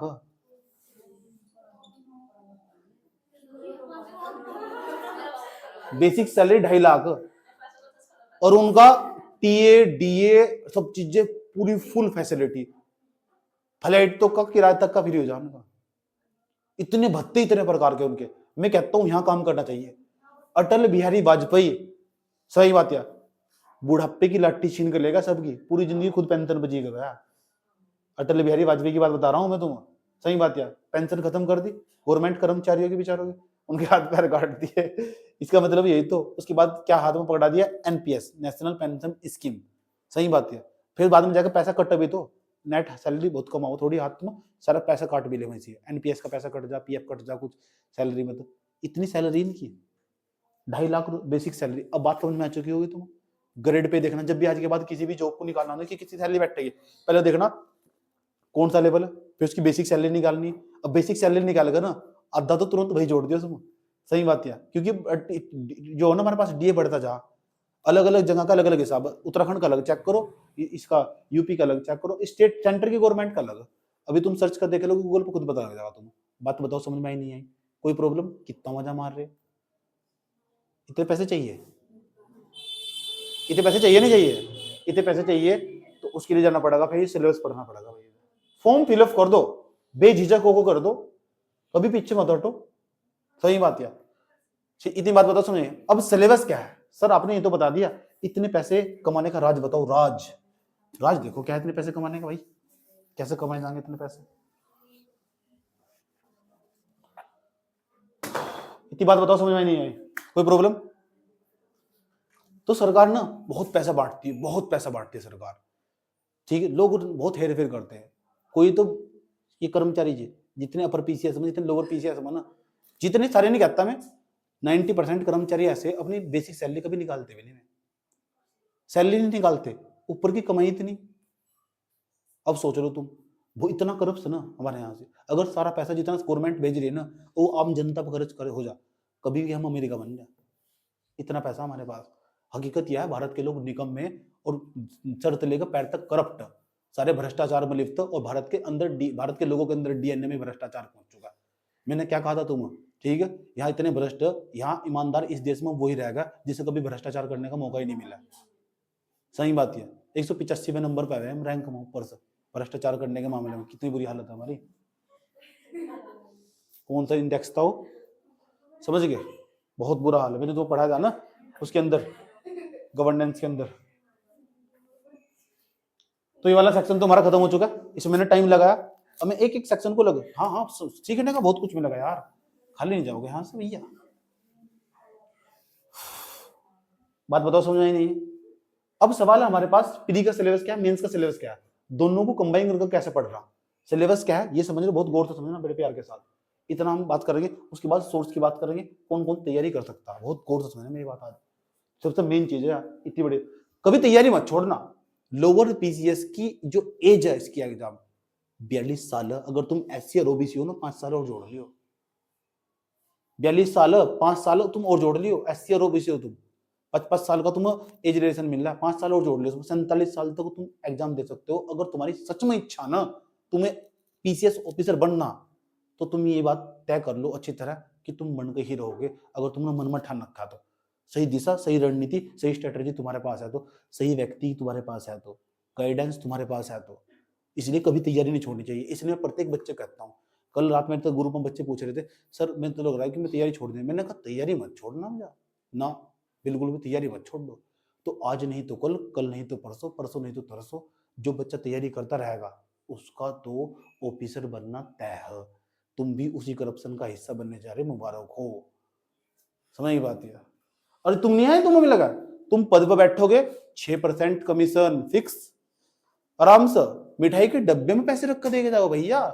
मेरे अंकों के सामने की बात है यार। मैं सोच रहा मैं कौन सी दुनिया में रह गया यार, इतना पढ़ने के बावजूद भी इतना करप्शन हमारे यहाँ से भाई।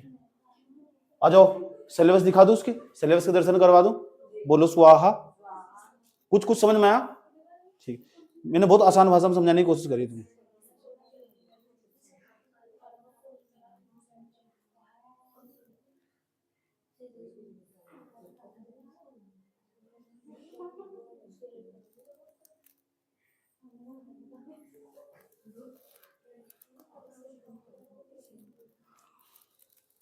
ठीक, ध्यान से सुनना मेरी बात अच्छे तरीके से, क्योंकि इस बार जो पेपर है ना, प्री और मेंस दोनों को ध्यान में रखते हुए बात करूंगा। ठीक, सिलेबस समझ लो बहुत कितना। हेलो हेलो, ध्यान से समझ लो, प्री का सिलेबस प्लस मेंस का। और ये किसकी बात चल रही? लोअर पीसीएस की, लोअर पीसीएस इसकी बात चल रही है। इसका सिलेबस क्या है? ठीक, पहले सिलेबस का दर्शन कर लो, प्री में क्या सिलेबस है, मेंस में क्या सिलेबस है। पहले प्री की बात करते हैं। अरे भाई, प्री के अंदर क्वेश्चन आने वाले हमारे पास इस टाइम पर 150। अब 150 क्वेश्चन आने वाले, 150 के 150 का विभाजन कर लेते हैं, इसे बांट लेते हैं, डिस्ट्रीब्यूट कर लेते हैं ऐसा। आ जाओ, पहले नंबर पर हमारे पास आएंगे 100 क्वेश्चन, 100 क्वेश्चन उसी पेपर में। फिर आएंगे 50 क्वेश्चन, वाओ 50 क्वेश्चन, ये रीजनिंग के क्वेश्चन है। रीजनिंग प्लस मैथ, मैथ भी बहुत हल्का फुल्का मैथ है, बेसिक मैथ है बहुत, जितना मैंने तुमको पढ़ाया हुआ ना पहले ही उन प्ले लिस्ट के अंदर, वो सारा इसके अंदर मौजूद है पहले से। ठीक, उससे बाहर एक एक अक्षर नहीं आता, पूरा पहले से तैयार पड़ा हुआ। तो 50 नंबर का तैयारी कैसे करनी बता दो पेपर में। तो 100 नंबर का हमारे पास पता क्या है? जीएस। और जीएस में वही है, हिस्ट्री, पॉलिटी, ज्योग्राफी, इकोनॉमिक्स। सही बात है, एक तो हिस्ट्री होगी इसके अंदर, एक पॉलिटिकल होगी, एक जियोग्राफी होगी, एक इकोनॉमिक्स होगी, एक इसके बाद हमारे पास साइंस एंड टेक भी होगी, प्लस उत्तराखंड भी होगा इसके अंदर ही, करंट अफेयर भी होगा इसके अंदर ही, रीजनिंग भी इसके अंदर, कंप्यूटर भी होगा इसके अंदर ही, साइंस भी होगी, प्लस कितने सारे सब्जेक्ट, इन्हें मिलाकर 100 नंबर बनेंगे। ये तो नंबर नहीं डिसाइड करने के, नंबर ही डिसाइड करेंगे, मैथ नहीं जाएंगे। एक भी क्वेश्चन गलत नहीं होना चाहिए, एक भी क्वेश्चन। ठीक, जब हमारे यहाँ टेस्ट चलने वाला ना, हमारे यहाँ मैं पढ़ाऊंगा, जब मेरा जो कोर्स स्टार्ट होगा, समझ बात क्या, उसमें सबसे पहले मैं इसे लगाऊंगा मोटे मोटे तौर पर। एक बुद्धिमान व्यक्ति की यही रणनीति हो, सब्जेक्ट को पकड़कर 10 या 15 दिन लगाना, उसमें 10 दिन आराम से और अच्छे तरीके से एक भी सवाल गलत ना कर पाओ बच्चा, उसे पकड़कर सारे पूरे करवा देना। सही बात, यही काम करने वाला हूँ मैं, ध्यान से सुनना अच्छे तरीके से। ठीक, 50 क्वेश्चन है, सुन लो, 50 नंबर पूरे खरे हैं। उसके बाद जो बच्चा पहले से तैयारी करने वाला था, जो बच्चा पहले से तैयारी करने वाला, ग्रुप सी वाला बच्चा पढ़ ही रहा होगा, अगर वो प्रीलिम्स निकाल भी देगा ना, रीजनिंग उसकी पक्की होगी भाई, इन सब्जेक्ट पे भी कमांड अच्छी होगी तैयारी का, आराम से निकाल भी लेगा। 1700 के आसपास वैकेंसी मैंने तुम्हें बता ही दिया, वो बाहर आ जाएगा एक ही चीज में, उसका नाम है मेन। मेन ही तो मेंस। उत्तराखंड पीसीएस के मेरे पास इतने बच्चे मेंस के, इतने बच्चे, उन्होंने मेंस इसलिए नहीं दिया क्योंकि उनको लिखना नहीं आता। मजाक नहीं कर रहा, रिलेटिव बात बता रहा हूं मैं। अब लिखना क्यों नहीं आता? क्योंकि कभी ऐसी सोसाइटी में रही नहीं, कभी फैक्चुअल इन्फॉर्मेशन के, पूरी जिंदगी फैक्चुअल इन्फॉर्मेशन होना है, कभी एक उत्तर नहीं लिख कर देखा। ऐसी महानुभूति पैदा होगी ना, पहले प्री की तैयारी करनी, तुम्हारा कभी नंबर नहीं आने का, फाइनल सिलेक्शन तो तुम्हारा हो ही नहीं सकता। अभी मैं एक दोस्त था मेरा, बिहार का, उसने 5 बार मेंस लिखा, 2 बार इंटरव्यू कॉल आई, तीसरी बार फिर इस बार पेपर लिखने बैठा है, 1 महीने पहले पढ़ने बैठा है। मैंने पूछा कर ले, हुआ ही नहीं, बाहर आ गया। तू कह रहा है तू सही कह रहा था। मैंने कहा 6 महीने में जो आंसर राइटिंग में बात आ जा, वह 1 महीने में कभी भी नहीं आने की। तू कह रहा मैं पढ़ा रहा था, तू पढ़ाने से क्या फर्क पड़ रहा भाई? जो 1 महीने में आंसर राइटिंग में बात 1 महीने में नहीं आने की ना, वो 6 महीने में जो बात होगी वह 1 महीने में नहीं आने की। ठीक, आंसर राइटिंग कैसे करनी बताऊंगा, और कैसे करना ये निकाल भी दिया ना। मेंस में थोड़ा सा समय देगा 2 महीने का, चलो भाई मेंस करवा देगा, फिर बाहर है। मैं इस बार जो समझाऊंगा पढ़ाऊंगा, 2 उत्तर डेली लिखवाऊंगा। सब जब पेपर की तैयारी करने चले ना, मेंस का सिलेबस पहले निकाल कर रखो। और ऐसी चीज पढ़नी, पता कौन सी चीज, ऐसे सिलेबस में तो वो चीज पढ़नी जो इसके अंदर भी और इसके अंदर भी दोनों में कॉमन है। 600 नंबर का मेंस, इसका 1 नंबर नहीं जुड़ने का, अन्ना नहीं जुड़ने का इसका। सही बात है, 600 नंबर का मेंस है, 75 नंबर का इंटरव्यू। पिछली बार 400 नंबर का था, 50 नंबर का इंटरव्यू था, और इतनी अच्छी पोस्ट के लिए बहुत आसान है। और सबसे बड़ी खास बात यहाँ, इस बार इन्होंने मेरा फेवरेट सिलेबस बना दिया। इसका मतलब है वही कर दिया बिल्कुल, ऐसा लगेगा बैठ कर तुम अपर पीसीएस दे रहे हो। और जिस पर नहीं लिखना आता ना, यार आ जा, हिंदी सब पर पढ़ने आओ, सब पर लिखने आओ। मैं क्यों डिमोटिवेट करूं तुम्हें? तुम लिख नहीं सकते, क्यों डिमोटिवेट करूंगा तुम्हें? तुम लिख सकते हो, बहुत अच्छा लिख सकते हो, 2 उत्तर डेली लिखोगे कंटिन्यूस। डिसिप्लिन सबसे बड़ी चीज है दुनिया में, सबके अंदर नहीं मिलता वो। अनुशासन में रहना पड़ेगा, हर व्यक्ति अनुशासन में नहीं रह सकता। जब तुम यहाँ पढ़ने बैठे थे, तुम कितने थे, आज तुम कितने बचे हो यहाँ, समझ गए? तो अनुशासन सबके अंदर नहीं मिलता, बहुत ही कम बच्चे होंगे। मैंने तो सबको पढ़ने का मौका दिया, मैंने कहा आओ तैयारी करो, पढ़ो बैठकर। मैंने कहा प्रीलिम्स निकाल दोगे, मेंस नहीं निकलेगा बाबू भैया, याद रखना बात है। वो निकलेगा तभी जब पहले से प्रैक्टिस होगी, कॉन्फिडेंस तो भरे हुए होंगे, एक स्टेज ऊपर जाकर तैयारी करोगे। मेरी एक दोस्त है नहीं थी, 4 दिन प्रीलिम्स, 4-5 साल आज तक सिंगल पेपर नहीं निकला। कारण क्या? प्रीलिम्स की तैयारी कर रही है, बुद्धि खराब है। सुबह से लेकर शाम तक इस इंडेक्स में रैंक, इस इंडेक्स में रैंक, इसमें बस माइंड ब्रोड ही नहीं हो पाया, कभी लिखा ही नहीं, आत्मविश्वास तो कभी भरे ही नहीं। समझ बात है? तो बहुत जरूरी हो मेंस लिखना। समझ बात है? मैंने कहा ना आज लिखना क्यों जरूरी, मैंने कहा 42 साल तक पेपर दे सको, जर्नल कास्ट में हो, नहीं तो फिर 5 साल और जोड़ो, 47 साल तक पीसीएस दे सको। इच्छा अंदर है ना, अंश बचा हुआ, तो कभी भी तुम पीसीएस ऑफिसर बन सको, कभी भी। समझ बात है? तो इसलिए लिखना मत छोड़ो बिल्कुल भी। और तो मुझे सामने ऐसे बच्चा रहा, अब लिखना सीखो। लिखना तो बहुत आसान है। कितने साल लगे तुम्हें लिखने में? 3 साल 4 साल लगा दिए तुमने लिखते लिखते। जब जाकर तो आज स्टैंडर्ड लेवल पे जाकर लिख रहे, और जो मेरा नोट्स है इतना काम का नोट्स है, सब कुछ लिखवा रखा मैंने उसके अंदर।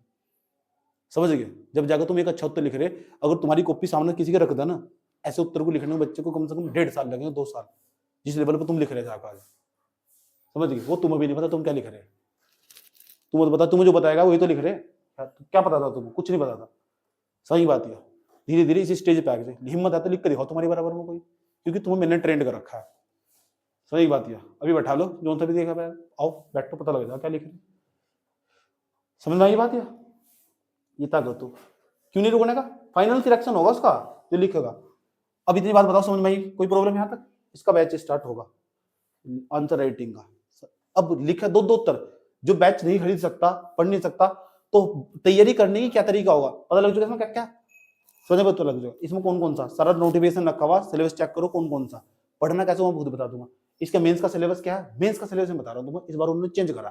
कितने नंबर का पेपर है? 600 नंबर का। 600 नंबर का पेपर है। उसके बाद उसके अंदर ना 75 नंबर का इंटरव्यू। इंटरव्यू इतना मायने नहीं रखता। आधे बच्चे इंटरव्यू क्या होता है? अरे जब पढ़ना स्टार्ट कर देंगे, मान मूर्ति एप्टीट्यूड डाल जाओ। सुनो मेरे से, जब एप्टीट्यूड पढ़ जाओ तो एप्टीट्यूड बढ़ जाएगा।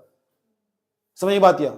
अभी क्षमता बढ़ जाएगी, इंसान की सोचने समझने की बुद्धि, एथिक्स इंसान के अंदर जो बदलाव करो। अभी तुमने दूसरे टीचर को एथिक्स पढ़ा होगा, जिस बच्चों में एथिक्स पढ़ा उसके अंदर की आत्मा जाग जा। उदाहरण मेरे पास इतने मौजूद है। समझ बात या? अंदर की आत्मा जाग जा उसकी कि क्या पढ़ा दिया। जब तैयारी करने पड़ा सबसे पहले मैं तो, अगर मैं पेपर दूंगा ना, मैं पेपर ही नहीं, मेरा मन ही नहीं करता था तैयारी करने। मुझे पूछे बच्चे तैयारी क्यों नहीं करते, पढ़ते क्यों नहीं हो?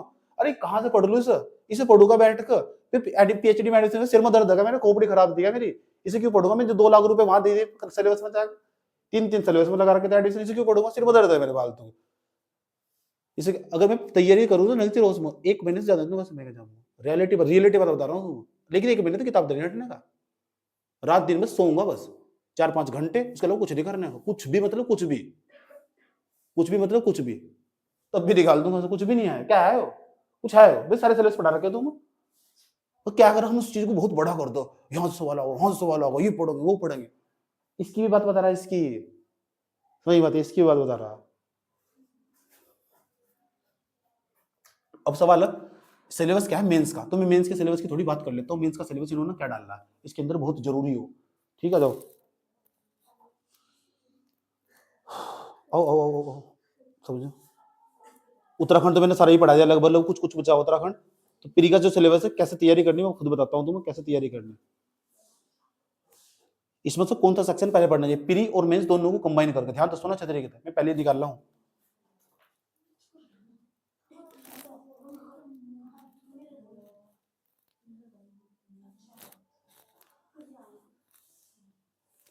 देखो प्रारंभिक परीक्षा में जो प्री का एग्जाम है उसमें तो 150 क्वेश्चन है। कितने घंटे के? 2 घंटे के। कितने घंटे के? 2 घंटे के। अब मेंस के अंदर आ जाओ, ये काम था मेरे सिलेबस।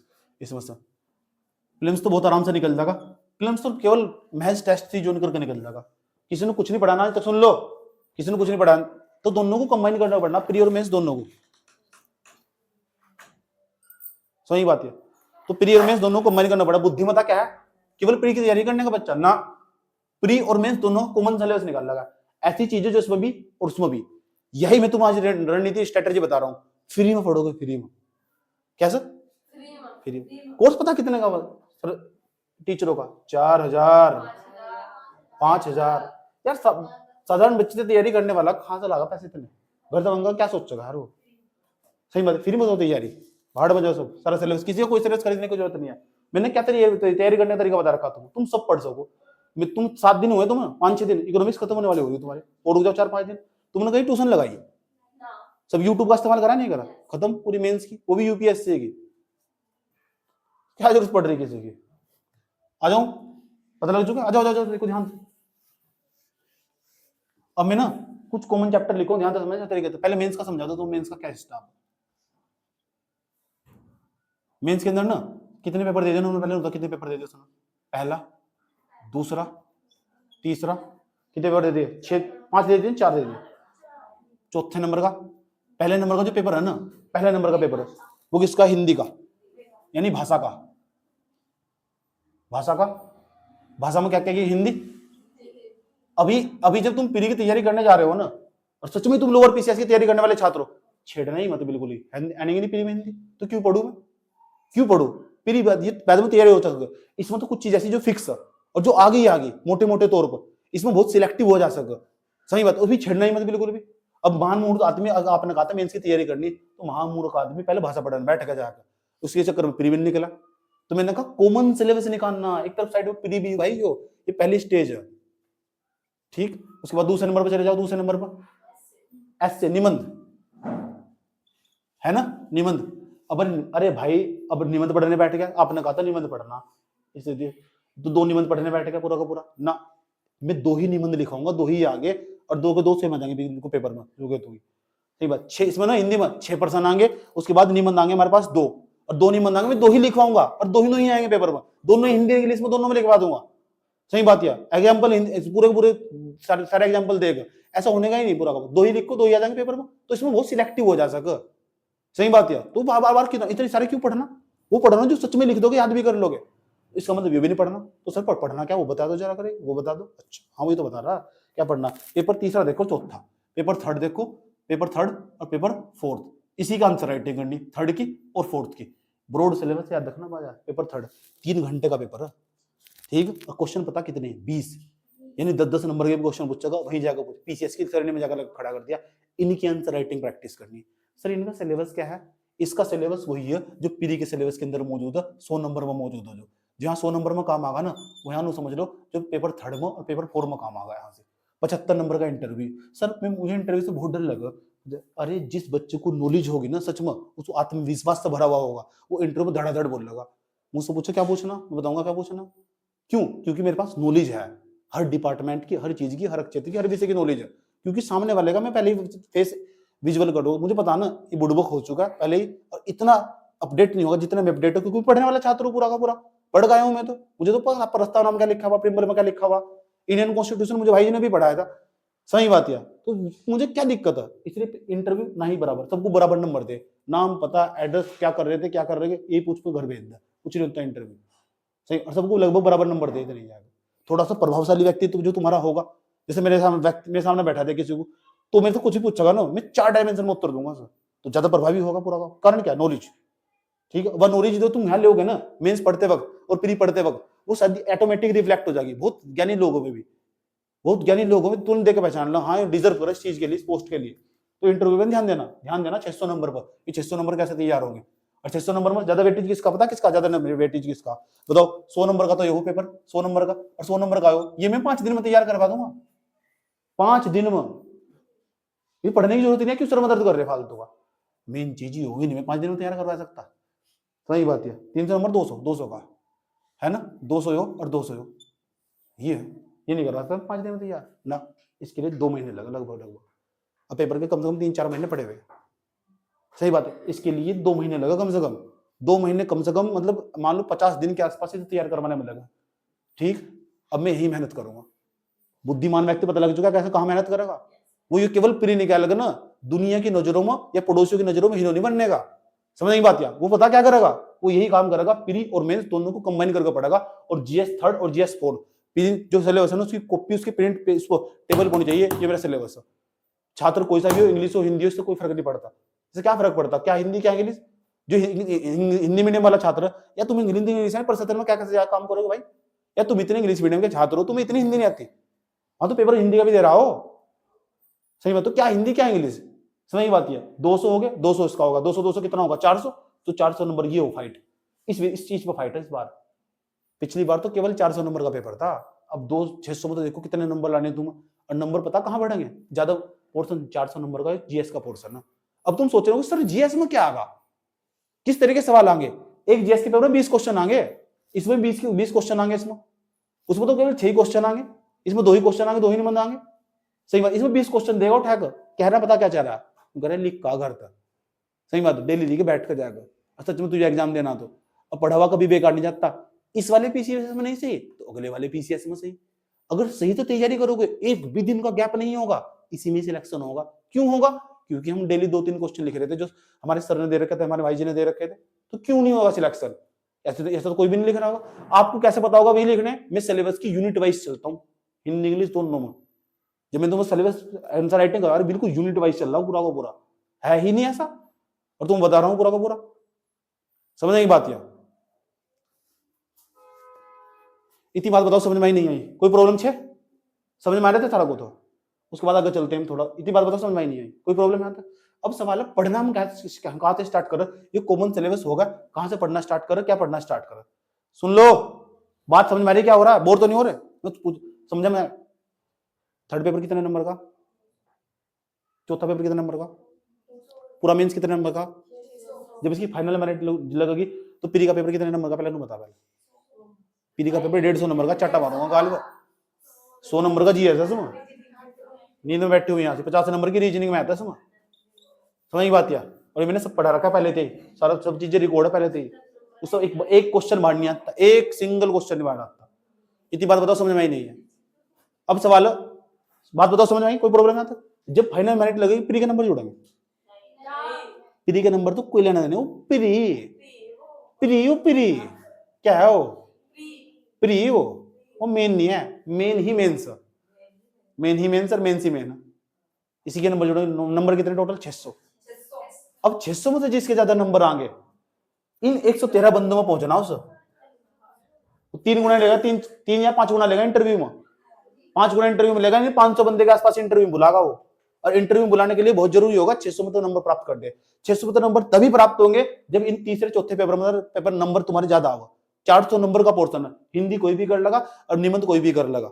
सही बात है? जब इन पेपरों में तुम्हारे नंबर ज्यादा, अब इन पेपरों में नंबर कैसे ज्यादा आ गए? अब सारा खेल इस चीज का। ये बताओ, आप पढ़ा रहे नहीं पढ़ा रहे? टेस्ट नहीं, टेस्ट करोगे तो करोगे कहा? हमने पढ़ रखा है सर, हमने तो छोटी छोटी पतली पतली बुक पढ़ रही। कहां से पढ़ो? बुक पूछो जाओ बच्चे, बुक बताओ कौन सी बुक? अच्छा चलो बुक बताते हैं। ध्यान से बात समझ में आ रही? क्या कहने कुछ करी जा रही? मैं कैसे किस तरह एक करके मैं राज खोलते जा रहा हूँ धीरे धीरे। 75 नंबर का इंटरव्यू, 75 में तो वही 30-35 सबको मिलेंगे। बस में चला गया ना, मुझे देगा 60 के 60। सही बात है? बता क्या मुझे चला गया इंटरव्यू देने, तो 75 ले जाओ। मैंने कहा मुझे तुम्हारी नौकरी नहीं चाहिए, अपनी नौकरी रख लो संभाल गया। मजाक कर रहा हूं, ठीक? याद रहेगी बात है?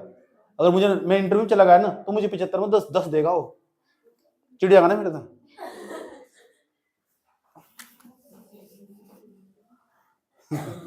हटा दो सर। अब सवाल है, जरा ये बता दो अब पढ़ा क्या? आजकल क्या पढ़ना चाहिए? हमारे पास तो पैसे नहीं है, हमें तो पढ़ना। अब बताओ क्या पढ़ोगे? क्या सुनो तरीके कॉमन सिलेबस बता दो। सिलेबस बता दो मेंस का क्या क्या है, कौन कौन से सिलेबस है मेंस में भी और प्री में भी। मेंस में भी, प्री में भी, मेंस में, प्री में भी, मेंस में, प्री में भी।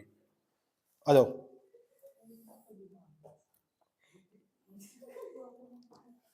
आया भारत का इतिहास, सुन लो।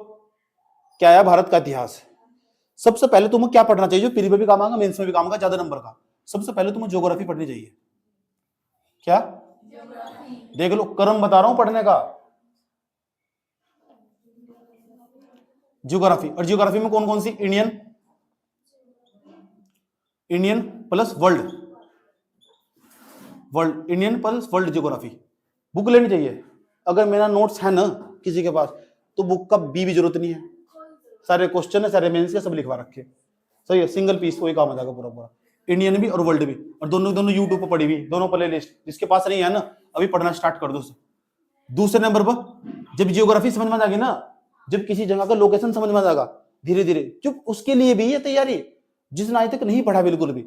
और इसे जियोग्राफी खत्म करने के लिए ना उसे केवल 10 दिन लेने चाहिए, पूरे 10 दिन। 10 दिन तक वो जियोग्राफी पढ़ता रहना चाहिए बच्चा, 10 दिन तक जियोग्राफी। उसके बाद बताओ, जियोग्राफी पढ़ो तो उसकी गहरी समझ आ जाएगी, उसी को ऑब्जेक्टिव क्वेश्चन लगागा, उसी की मेंस के क्वेश्चन लिखेगा, पूरी खत्म करके साइड में लिख देगा सब। समझ बात? या मैं अगर जब पढ़ाऊंगा, जब मैं टेस्ट सीरीज स्टार्ट करूंगा तो मैं यही चीजें तो पढ़ने को दूंगा। मैं उन्होंने कहना है किसी कोर्स जा खरीदो 5000 का कोर्स जाएगा, कोई फायदा नहीं है उसका, नुकसान हो जाएगा उसका यार। कहाँ से लगा तेरे पैसे? कहाँ तैयारी के दौरान तुमको है 4,000 रुपये, 5,000 रुपये है तुमको, तुमको नहीं आता उनको किस किस पोंगे बेचारों यार। ज्योग्राफी के बाद क्या आगे बताओ? हिस्ट्री। हिस्ट्री, और हिस्ट्री में तीनों, इंसेंट भी, मिडवल भी, और कौन सी? मॉडर्न भी, और इनकी आंसर राइटिंग भी, प्लस आर्ट इन कल्चर भी। आर्ट इन कल्चर, इतनी बात होता समझ में नहीं आई? याद रहेगी बात है। और तीसरे नंबर पता, और जब तुम इसकी जियोग्राफी पढ़ोगे ना, इसके साथ ना क्या, जब जियोग्राफी पढ़ोगे ना, इसके साथ उत्तराखंड की जियोग्राफी पढ़नी पड़ेगी। और मैंने यूट्यूब पर बहुत अच्छे तरीके से पढ़ा रखी, तीनों का कॉम्बिनेशन कितना जबरदस्त बैठेगा। सही बात है। और पता क्या करना, 10 दिन तक ढूंढ ढूंढ का मार्केट में इन्हीं की टेस्ट लगाओ जाओ बस। ऐसा उड़ा दो, तुमसे ज्यादा बेहतर कोई पढ़ ही नहीं सकता सर। क्यों नहीं पढ़ सकते हम? 10 दिन तक ज्योग्राफी, सुबह शाम रात दिन दोपहर ज्योग्राफी, क्वेश्चन ही कम से कम 5,000 क्वेश्चन लगा डाल लो। मार्केट में तो क्वेश्चन ही खत्म कर दो, टारगेट बना कर रखो, 10 दिन तो कुछ नहीं पढ़ना, ज्योग्राफी की ज्योग्राफी पढ़नी, सब खत्म करना। मैं तो ऐसे ही पढ़ाऊंगा भाई। ठीक, मैं भी टेस्ट सीरीज स्टार्ट करने वाला हूँ, लोअर पीसीएस का टेस्ट सीरीज। फीस बहुत कम होगी उसमें, ठीक है। जब भी बैच आएगा तो उसके पहले ही क्लास बनाई जाएगी पूरी की पूरी, वहां सब बताया जाएगा कैसे पढ़नी, कौन सी पढ़नी, नोट दूंगा खुद का, पढ़ी से बैठ कर जाएगा। और 8 दिन दूंगा पूरे, पढ़ी से बैठ कर जाएगा, सुना मुझे आगे लाकर बैठ, जो पढ़ेगा सुना मुझे लगा, ग्रुप में जोड़ कर सुना, क्या याद कर सुबह से लेकर शाम तक करना, टेस्ट दे शाम को आगे जाकर, तब पता लगा तुझे। हिस्ट्री, हिस्ट्री, हिस्ट्री भी ऐसे कंप्लीट, पहले जियोग्राफी पढ़नी बस, रूल है इसका। क्योंकि मैं बहुत बड़ी बात कह रहा हूँ, सामने वाला जो टीचर बता रहा है ना, कुछ कारण होगा, पढ़ रखी इसलिए बता रहा हूँ। और जिसने भारत का इतिहास नहीं पढ़ा, क्या पढ़ोगे? इसी के साथ ना उत्तराखंड का इतिहास भी लगा कर पढ़ना, समझ गए? ये हो तरीका पढ़ने, इसी के साथ उत्तराखंड का इतिहास लगा कर पढ़ना। और उसके बाद क्या करना, सुन लो, तीसरे नंबर पर हो जाओ, पॉलिटिकल साइंस। कहां से पढ़नी वो बताऊंगा। हिस्ट्री कहां से पढ़नी? हिस्ट्री पढ़ने के लिए ना, सुन लो, हिस्ट्री पढ़ने के लिए इंसेंट हिस्ट्री तो मैंने पूरी पढ़ा रखी है, नहीं वो कल्चर में भी काम आ जाएगी, बहुत सारे क्वेश्चन वहां कल्चर के वजह। इंसेंट हिस्ट्री पढ़ा रखी मैंने पूरी यूट्यूब पर। और मिडवल पढ़ लो स्टेट डिफेंस वाले तक, मॉडर्न मैंने पूरी पढ़ाई रखी। सही बात है। तो या पूरी ये प्लेलिस्ट वहां दे देगा स्टेट डिफेंस ऑफिशियल वाले से, उन्होंने बढ़िया पढ़ा रखा है। लेकिन मॉडर्न नहीं है उसकी, वो मेंस में नहीं काम आने की। सही बात है, दिक्कत क्या खड़ी हो जाएगी। इंसेंट तो काम आ जाएगी पूरी पूरी। इंसेंट की मेरी खुद की देख लीजिएगा क्लास, क्योंकि मैंने बहुत ज्ञान बांट रखा पूरा होगा, क्योंकि अच्छे लेवल की तैयारी कर रहे हैं ना, तो समझ व्यापक होनी चाहिए इंसान की। तो छोटी क्लास नहीं काम आती है कि फैक्चुअल पढ़कर काम चला गया तुम्हारा, भूल लोगे पक्का। सही बात है। उसके बाद पॉलिटिकल साइंस, पॉलिटिकल साइंस के लिए यूट्यूब पर क्लास चल रही, बेहतर, उससे बेहतर कुछ है ही नहीं। जो नहीं कर देख रहा ना, बुरा का बुरा अपना सत्यानाश ही करेगा, उससे बेहतर क्या होगा। नींद आ रही है क्या? अभी मैं पूछूंगा क्या बताया मैंने, याद देखिए बात है। दोनों में कॉमन सिलेबस कैसे पढ़ना, तैयारी करनी है, क्या स्ट्रेटेजी पूरी याद रखना बात है, बहुत पिटूंगा बढ़िया करूंगा। पॉलिटिकल साइंस, और पॉलिटिकल साइंस में पता क्या पढ़ना, पॉलिटिकल साइंस के साथ जोड़कर, पॉलिटिकल साइंस के साथ, अच्छा इसमें क्या और क्या, इसके साथ पीवाईक्यू भी लगाने। पिछले साल लोग आए थे पेपर में जो आए हुए पीसीएस में, पीसीएस लेवल तक के पीवाईक्यू, इसके साथ भी पीवाईक्यू, ठीक। और टेस्ट भी इसके साथ ही, इसके साथ भी। इसमें कितने दिन लगाने चाहिए? हिस्ट्री के अंदर कम से कम 12 दिन लगेंगे, हिस्ट्री बड़ा सिलेबस है। सही बात है। इसके अंदर लगभग पॉलिटिकल साइंस के अंदर 10 दिन, बहुत 10 दिन पीवाईक्यू प्लस इसी का पॉलिटिकल साइंस का एक साल के अंदर जो करंट अफेयर अपडेट हुआ, करंट अफेयर इसी के साथ। हिस्ट्री में क्या करंट अफेयर होगा, ज्योग्राफी में क्या करंट अफेयर होगा, पॉलिटिकल साइंस में लोकसभा में, राज्यसभा में बहुत सारे बिल पास हो ना। सही बात है। जब संसद में बहुत सारे बिल पास हो, वे सारे के सारा जो तो सवाल अवर सीधा डायरेक्ट पॉलिटिकल साइंस का जो भी करंट अफेयर सारे निकाल लो ये। सही बात है। अभी जब मैं पढ़ाऊंगा, जब मैं बैच में बच्चा आगा, सही बात है, जब मैं टेस्ट बनाऊंगा तो उसमें जाकर मैं तो वहां तो मैं सारा बताऊंगा ही बताऊंगा। उसी के लिए जो बच्चा यूट्यूब पर वीडियो देख रहा होगा, जिससे अपेक्षा हो खुद भी पढ़ सको, खुद रास्ता दे दिया मैंने तुम्हें, क्या चीज पढ़नी चाहिए, प्री में भी काम आएगा, मेंस में भी काम आएगा। सोचना ही नहीं तुम्हें बैठकर, तरीका भी बता रहा हूँ कैसे पढ़ना, कहां से पढ़ना वो बता रहा हूँ तुम्हें जाकर। चौथे नंबर पर बताओ पॉलिटिकल साइंस है कि नहीं पढ़नी, पॉलिटिकल साइंस उत्तराखंड की भी पढ़नी है, उत्तराखंड के संदर्भ में पढ़नी बात है, उत्तराखंड के कॉन्टेक्स्ट में बात पढ़नी। हाँ उत्तराखंड के, उसके बाद गवर्नेंस भी इसके साथ गवर्नेंस भी पढ़ ली, अभी इतना ही पढ़ो बस, फिर आ रहा ना, अभी समझ नहीं बात है। उसके बाद क्या पढ़ना, कितने दिन लगे इसमें? इकोनॉमिक्स, वाओ क्या इकोनॉमिक्स, इकोनॉमिक्स है ना। इकोनॉमिक्स में पहले तो पढ़ो वर्ल्ड इकोनॉमिक्स, पूरी पढ़ा रखी मैंने। उसके बाद पढ़ो इंडियन इकोनॉमिक्स, उसके बाद पढ़ो बैंकिंग। क्लास नहीं है, महाक्लास भाई है, ठीक, पढ़ी पूरी पूरी क्लास। नोट्स, अगर मेरा नोट्स है ना किसी के पास तो बुक का भी नहीं जरूरत है ही नहीं बुक में। ऐसा 10 बुक पढ़कर जब वो नोट्स बनाया था एक एक सब्जेक्ट का, तब ऐसा बना रखा है। उसके पढ़ने का जज्बा चाहिए, दिल जिगरा चाहिए अंदर पढ़ने का, उसे याद करने का हिम्मत चाहिए पढ़ने की उस नोट्स को। उसके पीछे सालों भर मेहनत हुई, 3-3 साल मेहनत करी उस पर नोट्स पे बैठ के जाकर। समझ में आया बात ये? और ये नोट सारा का सारा इंग्लिश में कन्वर्ट हो रहा है सारा कुछ, तो नोट्स कन्वर्ट होगा पूरा का पूरा इंग्लिश में भी कन्वर्ट हो रहा है सारा का सारा। जब टेस्ट सीरीज स्टार्ट होने वाली लोअर पीसीएस की, उसमें सब आगा सारा। समझ ही बात है? ठीक, 5वें नंबर पे चलो, और बताओ क्या पढ़ना चाहिए बच्चे को। इसे कैसे पढ़ना? इसके साथ पीवाईक्यू, प्रीवाइस ईयर क्वेश्चन पेपर, उसके बाद इसके बाद उत्तराखंड की इकोनॉमिक्स के साथ जोड़कर, ये हो तो पढ़ेगा तरीका पढ़ने का। ये थोड़ा एक दिन में 6-6 सब्जेक्ट पढ़ रहे हो तुम, 8-8 सब्जेक्ट पढ़ा रखे हो तुम, सुबह से लेकर शाम तक ट्यूशन में बैठे हुए। मेरी समझ में आज एक बात नहीं आती यार, जो आज तक 5 साल पहले ट्यूशन जा रहा था वो ग्रुप सी का अब तक ट्यूशन नहीं जा रहा क्या? वो उसका ट्यूशन नहीं पूरा होने में आ रहा यार? अजीब होगी यार, तो कौन सी तैयारी कर रहे हो? 5 साल तो जो पढ़ रहा था वो आज तक पढ़ ही रहा। मैं तो उसको देखते देखते वही बीत गया, आज भी वही पढ़ रहा था, कल को भी वही पढ़ रहा है। भाई उत्तराखंड ही चल रहा है, उत्तराखंड चल रहा है, उत्तराखंड चल रहा है, वो कर क्या रहे? अज्ञान, वाह गजब, क्या पूछो उन तक उसके बारे में। ऐसा लोग हमारे तो ज्यादा किसी को कुछ पता ही नहीं। World geography, world economics, Indian economics, banking, तीनों क्लास मौजूद है। उसके बाद उत्तराखंड की इकोनॉमिक्स भी इसके साथ जोड़ को पढ़नी। इसे कॉम्बिनेशन कितना गजब का बैठा हुआ है। दिमाग में से जहर, दिमाग में ना जो सिलेबस है जहर की तरह उतर जाएगा। इनके पीवाईक्यू और क्वेश्चन लगाने इनके, उनके मार्केट से ढूंढ का टेस्ट लगाने। जब जियोग्राफी पढ़ो ना तो जियोग्राफी के 5000 क्वेश्चन को हटा के तरफ हटियो, फाइनल सिलेक्शन होगा। और जब जियोग्राफी पढ़ो ना, मेंस के सारे क्वेश्चन साथ साथ खत्म करके चलियो, सब साथ साथ A to Z। Sir question कैसे पता लगेगा मुझे? अरे भाई जब टेस्ट मेडिसिन लोगे तो वैसे ही पता लग जाएगा। नहीं लोगे ना तो पिछले साल के वहां तो निकाल लो जाएगा, वहां से यूपी पीसीएस था, बिहार पीसीएस था, वहां लोअर पीसीएस होते होंगे, उनके निकाल के लेगा क्वेश्चन, उनके क्वेश्चन आ गए। यहाँ निकाल लो राजस्थान का, निकाल लो मध्य प्रदेश का, वहां से निकाल कर लेगा, निकाल लो छत्तीसगढ़ का। मेहनत करनी पड़े। कोचिंग में क्या हो जाएगा, टीचर इन चीजों को पहले ही मेहनत करके वहां सब चीजें साइड में प्रोसेस हो जाएगा। ये कोचिंग का फायदा हो जाए, अच्छे कोचिंग का। यूनिया की मैं कहूँ प्री का सीरियस खरीद लो, प्री तुम्हारा पास हो जाएगा, इससे क्या फायदा होगा इसका? वो तो वेस्ट ऑफ टाइम होगा ना एक प्रकार का। बात तो मजा तो तब हो जाए तू फाइनल पे लेकर जाओ बंदे को। समझ गई बात यार?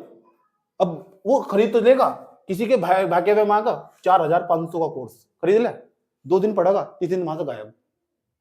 4 दिन पढ़ेगा, आज शरीर में दर्द हो रहा है, आज पेट में दर्द हो रहा है, दिल में दर्द हो रहा है, आज गर्लफ्रेंड के साथ लड़ाएगी, आज बॉयफ्रेंड के साथ लड़ाई बचेगी, आज ये होगा, आज वो होगा। ऐसा थोड़ा ही यार, ये होगा। फोकस बनाना पड़ा। चाहे कितना भी खाना खाते हो नहीं आते हो, सब जब कुछ भी काम करते हो लास्ट में जाकर खाना खाते हो। क्यों? क्योंकि खाना जरूरी जीने के लिए।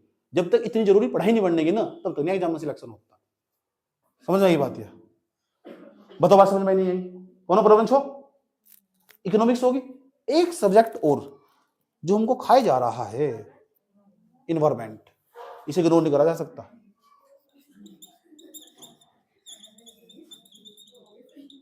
इन्वायरमेंट एंड इकोलॉजी पूरी पढ़ा रखी मैंने, 42 क्लास है मेरी। सही बात है, इन्वायरमेंट एंड इकोलॉजी। अब मैं कह दूं जाकर, दुनिया में सबसे बड़ा महामूर्ख आदमी वही है जो जाकर सिद्धांत की किताबें खरीदने लगा, पढ़ने लगा। यार ये सोचने वाली बात है। जियोग्राफी की सत्येंद्र की किताब लेकर आ रहा खरीद कर, खुल्लर की किताब लेकर आ रहा, इतनी मोटी मोटी किताब, पूरे 3 साल में की किताब पढ़ेगा। ये सबसे बढ़िया तरीका हो सकता है। तेरे पास पुराना नोट्स है ना किसी भी कोचिंग का, कोई भी कोचिंग का, उसी को उठाकर अपडेट कर ले, उसे थोड़ा संशोधित कर ले बैठ कर जाकर। सबसे बढ़िया तरीका। बुद्धिमान व्यक्ति पुरानी चीज को 10 बार पढ़ेगा, ना कि 10 नई किताब खरीद कर लेगा जाकर। अब वो वंडर लगा देगा, चट लगा इकट्ठा कर लेगा। और जो सुबह से लेकर शाम तक कोचिंग में बैठा है उसका कभी सिलेक्शन नहीं होता, क्योंकि अपनी बुद्धि का प्रयोग ही नहीं कर रहा। अब भाई जब प्रशासन में घुसा जाकर अपनी बुद्धि नहीं यूज करनी पड़ेगी तुम्हें। कोचिंग में पूरी तरह डिपेंड नहीं होना पड़ता। अपना काम, अपनी बुद्धि खुद की काम करी नहीं, अपना खुद का काम करा नहीं कभी, तो फिर कहां से सिलेक्शन हो जाएगा भाई? मैंने बता दो, 400 बच्चे से ज्यादा हो रहे टेस्ट उसमें, बैच में एडिशन हुआ 150 बच्चे दे टेस्ट। पढ़ने वालों की संख्या कम है। जोश जोश में सामा एडिशन ले लेते ना सारे, टेस्ट देने 150 बच्चे। ये पता कौन है? ये वे हैं जिन्होंने ठोकर खा ली, जिनकी जो सफर कर रहे 25 से लेकर 30 की एज स्टेज में सफर कर रहे, या 4-5 बार पेपर दे चुके, ये वे हैं वो। और जिन्हें मीठी मीठी बात करनी, बेबी आज मुझसे बात नहीं हो पाएगी, बेबी ये हो रहा है, बाबू वो हो रहा है, उसका हाल हो उस कैटेगरी में। ये घर वालों को पैसा खराब कर दे। फिर इसमें कितने दिन? 10 दिन। बहुत। इसमें कितने दिन? इसमें भी 10 दिन। 10 दिन 8 दिन इसमें। इन्वायरमेंट में 8 दिन, और इसके साथ पीवाईक्यू, पीवाईक्यू। उसके बाद बताओ कितने दिन बैठा है हमारे पास? छठे नंबर पर हमारे पास है साइंस, साइंस। उसके बाद हमारे पास है कंप्यूटर, पेपर होगा तेरा साइंस। उसके बाद क्या है? कंप्यूटर हमारे पास, सारे पेपर। बैठे रहो 2 मिनट। साइंस होगी और क्या होगा? कंप्यूटर। तो साइंस और कंप्यूटर में भी लगभग पीवाईक्यू देखना, पीवाईक्यू क्वेश्चन पेपर बस सीधा पिछले सालों के क्वेश्चन पेपर 5 दिन में सेमी निपटा देना पूरा का पूरा, इसी का टेस्ट लगाना। ठीक है, वो क्या तरीका हो पढ़ने का वो सब बता देगा। इतनी बात बताओ समझ में आई नहीं आई? वो सब बता दिया जाएगा मेंटरशिप के अंतर्गत जब बैच आने वाला होगा। ठीक, अभी तो क्या पढ़ना चाहिए बच्चों को? अभी पढ़ना चाहिए ज्योग्राफी। जो बच्चा खाली ज्योग्राफी, वर्ल्ड ज्योग्राफी मैंने पढ़ा रखी, इंडियन ज्योग्राफी पढ़ा रखी, चुपचाप जाकर पढ़ लो, बेझिझक होगा। पढ़ना स्टार्ट कर दो, वर्ल्ड इंडियन दोनों पढ़ी, यूट्यूब पर प्ले लिस्ट पड़ी हुई। अभी से यहाँ तक सफर करना चाहिए, 8-10-15 दिन उसके इसमें गुजर जाएंगे। समझ की बात है। और प्री के और मेंस के क्वेश्चन साथ साथ देखने चाहिए, ए टू जेड। बुद्धिमान व्यक्ति ऐसा करेगा, क्योंकि फाइनल सिलेक्शन चाहिए इस बार, सच में सीरियस हो। जो 20-25 साल तक बच्चे नीचे छोड़ दो, जो 25-30 साल तक ऊपर का बच्चा है ना, 30 साल तक ऊपर का बच्चा है, 30-28-27 की एज में सफर कर रहा है ना, वो मेरी बात समझ जाएगा मास्टर क्या कह रहा था। समझ में ये बात है? कोई प्रॉब्लम यहाँ तक? पता लगा क्या स्ट्रेटेजी बताई मैंने तुम्हें? अब ये सारा इतना बवंडे इकट्ठा कर लिया मैंने। सबसे बढ़िया तरीका, एक तो तुम खुद पढ़ लो। कहां से पढ़ोगे सर? किताबें खरीद के लगो, किताबें खरीद के लेकर आओ, इसी किताबें खरीद के लेकर आओगे, सिलेबस टीचर सिलेबस पूरा करवाएगा, बैच में एडमिशन लोगे, कोई मतलब नहीं है इन सब चीजों का। कितने दिन लगाओगे इस पर? 10, 20, 30, 40, 50, 50 से 55, 60 दिन के आसपास। 60 दिनों सब पहले खत्म हो जाना चाहिए सारा।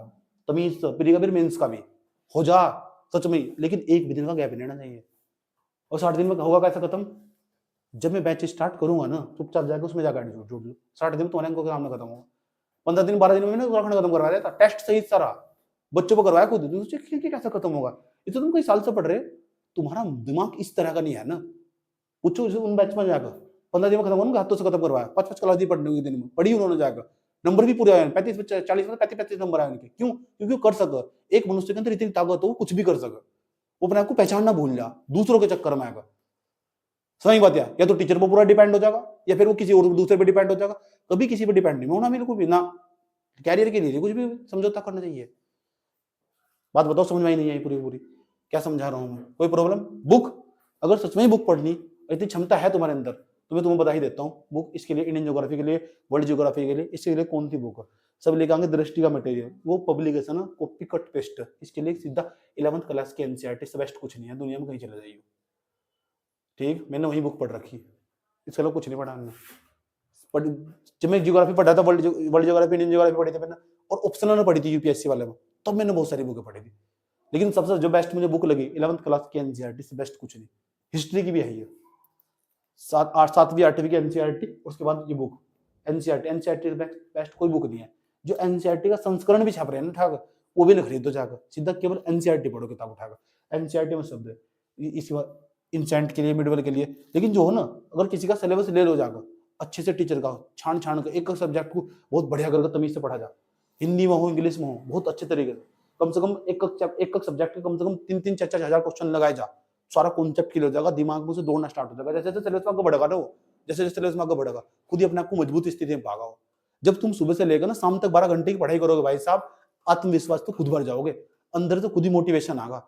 जब पूरी रात पढ़ने में गुजर जाएगी ना, तो किसी के सहारे की जरूरत नहीं पड़ती, अंदर से आवाज निकल लगा यार मैं कर सकता हूँ सच में। जब तुम स्टेटस से फुर्सत न हो, जब तुम आईडी पे इंस्टाग्राम इंस्टॉल करने से फुर्सत न हो, अपने आप ही अंदर तो मोटिवेशन आगा, मैं कर सकता हूँ, कर सकती हूँ, कोई भी लिख सकता। जब मैं टेस्ट में लूंगा ना, तो मैं तो आंसर राइटिंग का बैच अलग स्टार्ट करूंगा, केवल 2 क्वेश्चन डेली में स्टार्ट करने वाला हूँ, मजाक नहीं कर रहा हूँ मैं टाइम दूंगा, 2 क्वेश्चन डेली लिखाऊंगा, और इनमें से लिखाऊंगा। अगर मैं ज्योग्राफी पढ़ाऊंगा ना, 2 क्वेश्चन डेली ज्योग्राफी के लिए, प्री का टेस्ट दे, 2 क्वेश्चन ज्योग्राफी के लिए, फाइनल तक पहुंचेगा बेचारा, नहीं पहुंचेगा बाहर काट दूंगा। और क्या थी? अब पढ़ने के लिए कितने घंटे चाहिए? बस हार्डली 4-5 घंटे, 4-5 घंटे ही पढ़ाई हो, इस तो फालतू को होती भी नहीं। यकीन नहीं आता, स्टॉप वॉच चला गया, फोन सामने रख कर देखो कितने घंटे पढ़ रहे थे, कितना आउटपुट निकल गया। 2 घंटे सुबह को दो, 2 घंटे शाम को दो, तब भी कर लो। ये जो जॉब करने वाला ना हो, कोई भी कर लेगा यार, कोई भी मनुष्य जो हिंदी समझ सके ना, मैं इतना साधारण तरीके से समझा रखा है ना सारा सिलेबस, कोई भी जो हिंदी पढ़ने वाला बच्चा ना, वो आराम से पढ़ लेगा। सही बात है, इतना आसान। इंग्लिश यार कोई भी समझ लेगा उसको, इंग्लिश मीडियम वाले भी आराम तो कूद कूद कर समझाएगा। बहुत सैकड़ों बच्चे मेरे आसपास ऐसे, पता क्या करें, हम इंग्लिश मीडियम के, हमें पता ही नहीं लगता हम इंग्लिश मीडियम के। मैंने कहा मैं समझाई इतना आसान तरीके से रखा है, कैसे नहीं पता लगता तुझे? समझाई इतने आसान तरीके से रखा है। बात समझ में आ चुकी? एनसीईआरटी किताब सबसे बेस्ट है। मैं तो एक ही लाइन में कहूंगा, क्यों कहूं मैं तो मैंने कहा नोट्स बेस्ट, क्यों होगा, क्वेश्चन सारे लिखे हुए, उत्तर भी लिखे हुए सबके। एक किताब बता दो मुझे उठाकर जहां तुम्हें ज्योग्राफी मिल जाएगी, यूपीएससी क्वेश्चन भी, पीसीएससी क्वेश्चन भी, छोटे छोटे क्वेश्चन भी सारे मिल जाएंगे, मेरा नोट्स अकेला। सही बात है, सारे क्वेश्चन आज तक के जो आए हुए, ठीक, क्योंकि मैंने मेहनत करी भाई उसमें बैठ कर। अभी पूरा का पूरा जो नोट था सारा का सारा वहां तक जाकर पढ़ो, हिम्मत चाहिए, जज्बा चाहिए पढ़ने का, या तुम्हारे पास पहले ही नोट तो सब रीड कर लो, किसी का दूसरे का नया नोट्स मत पढ़ो बिल्कुल भी, फिर जाकर जो तुम्हारे पास एक ही नोट्स पढ़ो, एक ही चीज में बस पूरे, बात समझ आई। लेकिन सब्जेक्ट को स्टैंडर्ड लेवल पे जाकर पढ़ो, फैक्चुअल इन्फॉर्मेशन तो हमेशा बचो। पीढ़ी के लिए बहुत जरूरी है, इसकी घटना चक्र होनी चाहिए, इसकी घटना चक्र होनी चाहिए, इसके लिए घटना चक्र होनी चाहिए, 3 सब्जेक्ट को घटना चक्र भेज देना चाहिए, इसकी भी, इकोनॉमिक्स की भी घटना चक्र होनी चाहिए, इनकी सबकी। अब सवाल है करंट अफेयर का कहां से पढ़ना, डेली डेली करंट अफेयर पढ़ागा तो जरूर मरेगा, उसका तो ओले सिलेक्ट कर, सीधा 8-10 दिन मिलाकर लगाकर टीचर से ही पूछ लो कहाँ कौन सा चैप्टर पढ़ना, कौन कौन सा इंपॉर्टेंट है, वो हम सब खुद बताएंगे कि कहाँ से पढ़ना, कैसे पढ़ना हो, ये सर नो, ठीक। अभी शुरुआत यहाँ से, जो पहले पढ़ेगा वो भी गया, जिन्हें एक बार पढ़ रखा है ना, फिर पढ़ रखा तब भी तैयारी यहाँ से स्टार्ट करनी, ज्योग्राफी से, फिर हिस्ट्री से, फिर पॉलिटिकल साइंस, इकोनॉमिक्स, इसी हिसाब से चलना चाहिए करो। उसके बाद क्या करना, जब सिलेबस पूरा हो जा तो फिर बैठना है रीजनिंग पर, किस पर, रीजनिंग पर, और रीजनिंग पर बैठाकर 15 दिन देने, 15-20 दिन के आसपास मिल जाएगा, वो सारी रीजनिंग पे 50 नंबर की रीजनिंग आराम से कंप्लीट हो जाएगी, और कम से कम उसके 2000 क्वेश्चन मार्क जाने, कहाँ तक क्वेश्चन कहाँ तक बच जाएगा, पूरा पूरा सारी पढ़ा रखी मैंने रीजनिंग, एक भी चैप्टर नहीं बच रहा, एक भी चैप्टर रीजनिंग पढ़ा रखी, मैथ ही पढ़ा रखा, जो चैप्टर उसमें आऊँ सब टोटल ए टू जेड पहले कंप्लीट है, ठीक है। तो क्या तरीका हो, तो तरीका ये हो, एक तो तरीका हम सारा खुद पढ़ लेंगे क्योंकि हम बहुत ज्ञानी हैं, पहले मेंस में ठोकर खा चुके हम पहले थी, एक तो तरीका हो सके, एक तरीका हो सके कि आप ही कोई बैच स्टार्ट करो, ठीक है, और वहाँ फीस इतनी कम रखो, मैं बहुत कम रखूँ, कोई भी जुड़ जाएगा उसमें, कोई भी जुड़ जाएगा, किसी दिक्कत नहीं होगी, आप बता दो, हमें 24 घंटे का काम मिलेगा, हम रात को जाकर रोज पढ़ेंगे, बैठ कर जाकर पूरे दिन काम करवाएंगे, टेस्ट देंगे, आप अब हम प्री का भी दो, मेंस का भी दो, हिंदी में भी दो, इंग्लिश में भी दो, पढ़ना कैसे, कहाँ से पढ़ना हमारी जिम्मेदारी, हम पढ़ेंगे, आप बताओगे, हम पढ़ेंगे, डेली शाम को टेस्ट देंगे, 24 घंटे का काम देगा हम, यही करूंगा मैं, यही करने वाला हूँ मैं, ठीक है, यही करने वाला हूँ बैठ कर, ये सर नो, बैच चलने वाला, फटाफट कितने स्पीड से, नंबर बताओ मेरा, कौन सा बताओ कितने स्पीड से, यहाँ 99, 27, 29, 34, 28, बहुत कम, कोई भी एडमिशन नहीं लगा उसमें, कोई भी साधारण बच्चा तैयारी कर सके, मैं चाहता हूँ ज्यादा से ज्यादा बच्चा जोड़ो, हर वो बच्चा भी जोड़ो जिसके अंदर अंश पढ़ रहा था, जिसकी बात समझ में आ चुकी है मेरी कि यार मैं भी तैयारी कर सकूँ, कोई भी कर सकता है तैयारी, कोई भी, मैंने कहा हिंदी समझने वाला छात्र, जिससे हिंदी बोलकर समझ में आओ, इंग्लिश मीडियम का कोई भी छात्र साधारण जो पास करी वो भी तैयारी कर सकता, कोई भी सब तैयारी कर सकता, क्यों मना करूँ मैं किसी को, जब समझाई इतना आसान तरीके से रहा, बता क्यों समझ में आएगी मेरी बात। किताब समझ में आ चुकी, एनसीईआरटी किताब है, उसके बाद रीजनिंग, कुछ बच्चे ऐसे कर सकते हैं, इससे पहले साइड में कम करके, ये सिलेबस बहुत बड़ा, इससे पहले निपटाना चाहिए, या फिर सीधा रीजनिंग पहले ले सकते हैं पूरा का पूरा, या रीजनिंग बाद में ले लो, 50 नंबर तुम्हारे खरीद, दोनों में से एक जो तुम्हारी चॉइस होगी पूरी, मेरे पास होगा तो मेरे हिसाब से चलोगे। अब उसके बाद कौन कौन तैयारी कर सकता है जॉब के साथ क्यों नहीं तैयारी होगी भाई, अरे 8 घंटे की जॉब, 10 घंटे की जॉब, 8-10 घंटे की जॉब के साथ क्यों नहीं तैयारी कर सकते, हर बंदा तैयारी कर सकता है, 2 घंटे सुबह पढ़, 2 शाम को पढ़, बहुत, जितना टाइम मिला वो पढ़ाई में बिता, मैंने कहा ना 47-42 साल, ओबीसी में तो 47 साल तक, अगर तू जनरल में ना तो 42 साल जब तक होते नहीं, जब तक पैरों में अंश बचा हुआ तब तक फाइट कर, तब तक लड़ जाकर, क्यों छोड़ दी जॉब, क्यों छोड़ दिया सपना, क्यों छोड़ दिया, किसी ने कहा, तब तक लड़ जब तक 42 साल पूरी नहीं होती, और सच में वास्तविकता के साथ मेहनत करनी पड़े, और चीजों को आसान भाषा में समझना पड़े, ना कि इतना पहाड़ बना, दिखावटी बन इंसान के अंदर कभी नहीं होना चाहिए किसी भी चीज का, जो किसी भी चीज की दिखावटी करेगा ना मारा जाएगा, चाहे तो करके देख लो, एक्टिंग नहीं करनी चाहिए किसी भी चीज की, एक्टिंग तो बस पुष्पा को करना, तो सही बात है, पुष्पा राज झुकेगा नहीं साला, ठीक है, पुलिस गिरफ्तार करके ले जाएगी। उसके बाद क्या है, टेस्ट, हाँ सुनो, एक कोचिंग का टेस्ट ही क्यों लगाओ, तुम अंदर क्षमता है ना, मेरी कोचिंग का टेस्ट क्यों लगाओ, कम से कम 3 कोचिंग सेंटर उठाओ, 3-4 कोचिंग सेंटर, जब ज्योग्राफी पढ़ो तो 3-4 कोचिंग सेंटर के ज्योग्राफी के सारे टेस्ट निपटा दो, जब हिस्ट्री पढ़ो ना हिस्ट्री के 3-4 कोचिंग सेंटर के सारे टेस्ट निपटा दो,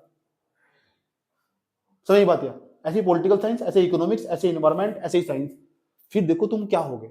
इसके बाद मैं क्या करूंगा पता, जैसे तुम्हारा पीरियड खत्म होगा, जैसे तुम्हारा ये खत्म होगा पूरा का पूरा पीरियड का सिलेबस खत्म, एप्टीट्यूड एंड एप्टीट्यूड पढ़ाऊंगा तुम्हें, एप्टीट्यूड पूरा का पूरा, हिंदी इंग्लिश दोनों में, सही में एथिक्स, वो हो मेरा काम का सिलेबस, तब तुम सच्चे प्रशासक बनोगे, जो तुम्हारे लिए बहुत जरूरी। इन्होंने मेरे मनपसंद की काम करा, मैंने क्या कहा था तुम पढ़ाते पढ़ाते हो, मैंने कहा हर सिलेबस के अंदर से ऐड करना चाहिए, सुननी नहीं मेरी बात उन्होंने, जो मैं बोलता जाऊंगा ना आगे सत्य होता जाएगा, पहले तो नहीं आता ना इसमें, मैंने पहले कहा था, मैंने कहा ऐड होना चाहिए एप्टीट्यूड एप्टीट्यूड इंटीग्रिटी, अब इन्होंने ऐड कर दिया। अब मैं कह रहा हूँ ग्रुप सी के अंदर भी इसकी कुछ यूनिट डाली जानी चाहिए।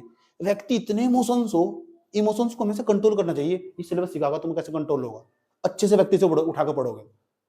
ये सिखाएगा तुम्हारे इमोशंस कैसे, तुम किसी ने कुछ कह दिया सुबह से लेकर शाम तक मुंह फैलाकर बैठे हुए, किसी की बात का तुमको घंटा प्रभाव नहीं पड़ना चाहिए, जरा सा भी प्रभाव नहीं पड़ना चाहिए तुमको। इससे पता तुम्हारा एजुकेशन कितना कमजोर है। मुझे क्या देखो, मुझे फर्क ही नहीं पड़ता, क्या करेगा कोई, मुझे क्या, वो ये कह रहा था, टाइम ही नहीं है मेरे को यार, कौन सा टाइम खराब करेगा इनके चक्कर में। तो जो जॉब के साथ साथ तैयारी कर जा सकती है, बहुत अच्छी तैयारी कर सकते हैं, बहुत सैकड़ों बच्चे ऐसी कहानियां सुनी तुम ना कि एक महीना ने 42 साल की उम्र में पीसीएस निकाल दिया। ये सच्ची कहानियां हो, सही बात है, सच में 42 साल की उम्र पीसीएस निकाल दिया, बच्चों के साथ मैनेज कर एग्जाम निकाल दिया। ये तो जिंदगी। एक बात बताओ, अगर इस लड़की को सब कुछ मिल रहा है, टाइम पर खाना मिल रहा है, टाइम पर पढ़ना मिल रहा है, सब चीज फुल टाइम मिल रहा है, जो कह रही है पीसीएस का एग्जाम निकाल लिया, तो कद्दू में तीर मार दिया सर। बता कौन सा बड़ा काम कर दिया। मुझे तो तब बता जब ये घर का काम भी 8 घंटे की जॉब कर रही थी, फिर इन्हें एग्जाम निकाल दिया, तभी स्पेशल है यार। मेरे हिसाब से स्पेशल नहीं है। घर, अच्छा रूम, माँ बाप पैसा दे रहे, ये तुम एग्जाम निकालने क्या है? एग्जाम निकालना क्या हो, पढ़ना क्या हो? मेरे घर वालों तो पूछो 400 रुपए की दिहाड़ी क्या हो, मेरे माँ बाप बताएंगे तुम जाकर। और 400 रुपए की दिहाड़ी में पूरा घर चलाना और हम फिर पढ़ाना, हम बताएंगे, मेरी माँ बताएगी तुम्हें कैसे चला घर, हम बताएंगे तुम्हें कैसे पढ़ा जा, दिहाड़ी पे भी जाएगा, पढ़ाई भी जाएगा, हम बताएंगे तुम उस जमाने के आदमी भाई, ठीक है। तो जिसने गरीब भी ना देखी उसे क्या पता, ठीक है। जिसने प्रीत ना निभाई, जितने रीत ना निभाई वो प्रीत निभाना क्या जाने, मीरा तीसरी कृष्ण की दीवानी, प्रेम दीवाना क्या जाने, समझे?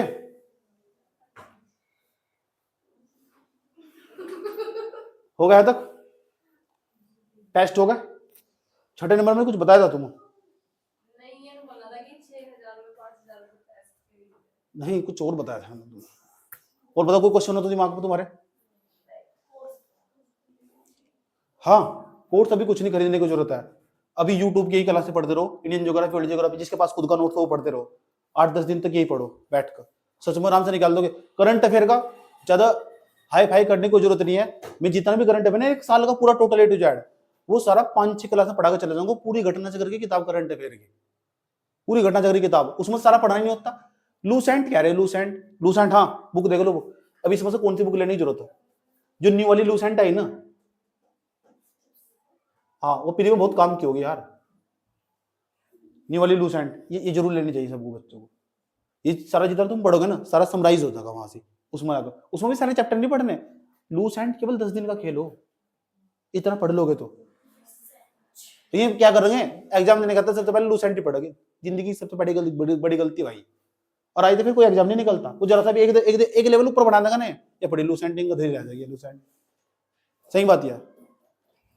अब लूसेंट इसलिए समराइज करना, उसके अंदर भी मैं कुछ चैप्टर कटवा दूं। अब लूसेंट में जाकर सबसे पहले सिंधु घाटी सभ्यता खोल लगा, इंडस वैली सिविलाइजेशन, और जैसे पढ़ा नींद आ गई उसमें। गरीबी और भूखमरी से बड़ी कोई चीज नहीं है दुनिया में, देखना बात है। और बेरोजगारी से कलंक हो बहुत बड़े हैं, खाली जेब इंसान को बहुत कुछ सिखा दे, समझ बात है। दिमाग तब काम करे जब इंसान की जेब खाली हो, उससे ज्यादा दिमाग तुम्हारा कभी काम नहीं करने का। बात समझ में आई है? कोई प्रॉब्लम और कुछ पूछना तुम? ठीक, कोई प्रॉब्लम है यहाँ तक? अब करो तैयारी, अब करो इंतजार किसका? टेस्ट का। टेस्ट मैं तो टेस्ट बनाऊंगा सीधा, उस टेस्ट में सारी क्लासें दे दूंगा अपनी, ले आ जाओ फटाफट से टेस्ट, शेड्यूल डाल दूंगा पूरा का पूरा, इस दिन टेस्ट होना इस चीज का, ये पढ़ रहा पूरा का पूरा, ये पूरी टेस्ट पूरी क्लास उसमें ही, पूरा नोट्स उसमें ही, करो एंजॉय। सही बात है, टेस्ट आने वाला, टेस्ट मतलब पूरा कोर्स, टेस्ट दोनों माध्यम में, हिंदी में भी इंग्लिश में भी, सबसे बेस्ट। प्री और मेंस दोनों कंबाइन करके इंटरव्यू तैयारी साथ साथ, पूरा एप्टीट्यूड पढ़ाऊंगा सब, और किसी को कोई कोर्स करने की कोई जरूरत नहीं है, बाढ़ में जाओ सब। समझ की बात है? तुम किस अब इंतजार करेंगे किस चीज का? टेस्ट का। अब टेस्ट बनने वाले हो रहे हैं, टेस्ट आधे तो बन चुके, आधे और। सही बात है, एक लड़की मेरा हेल्प कर रही है, एक लड़की होगी एक लड़का होगा, 2 बच्चे मेरा हेल्प कर रहे पूरा, समझे? तुम्हारी मुलाकात होगी, सुन लो ध्यान लगा कर। अभी किस पे ध्यान देना? ज्योग्राफी में नहीं है ना नोट्स, लिखा हाथ पे, क्या दिक्कत हो रही है यार, पढ़ो जाकर, कोई प्रॉब्लम? अब हम मिलेंगे फिर कल।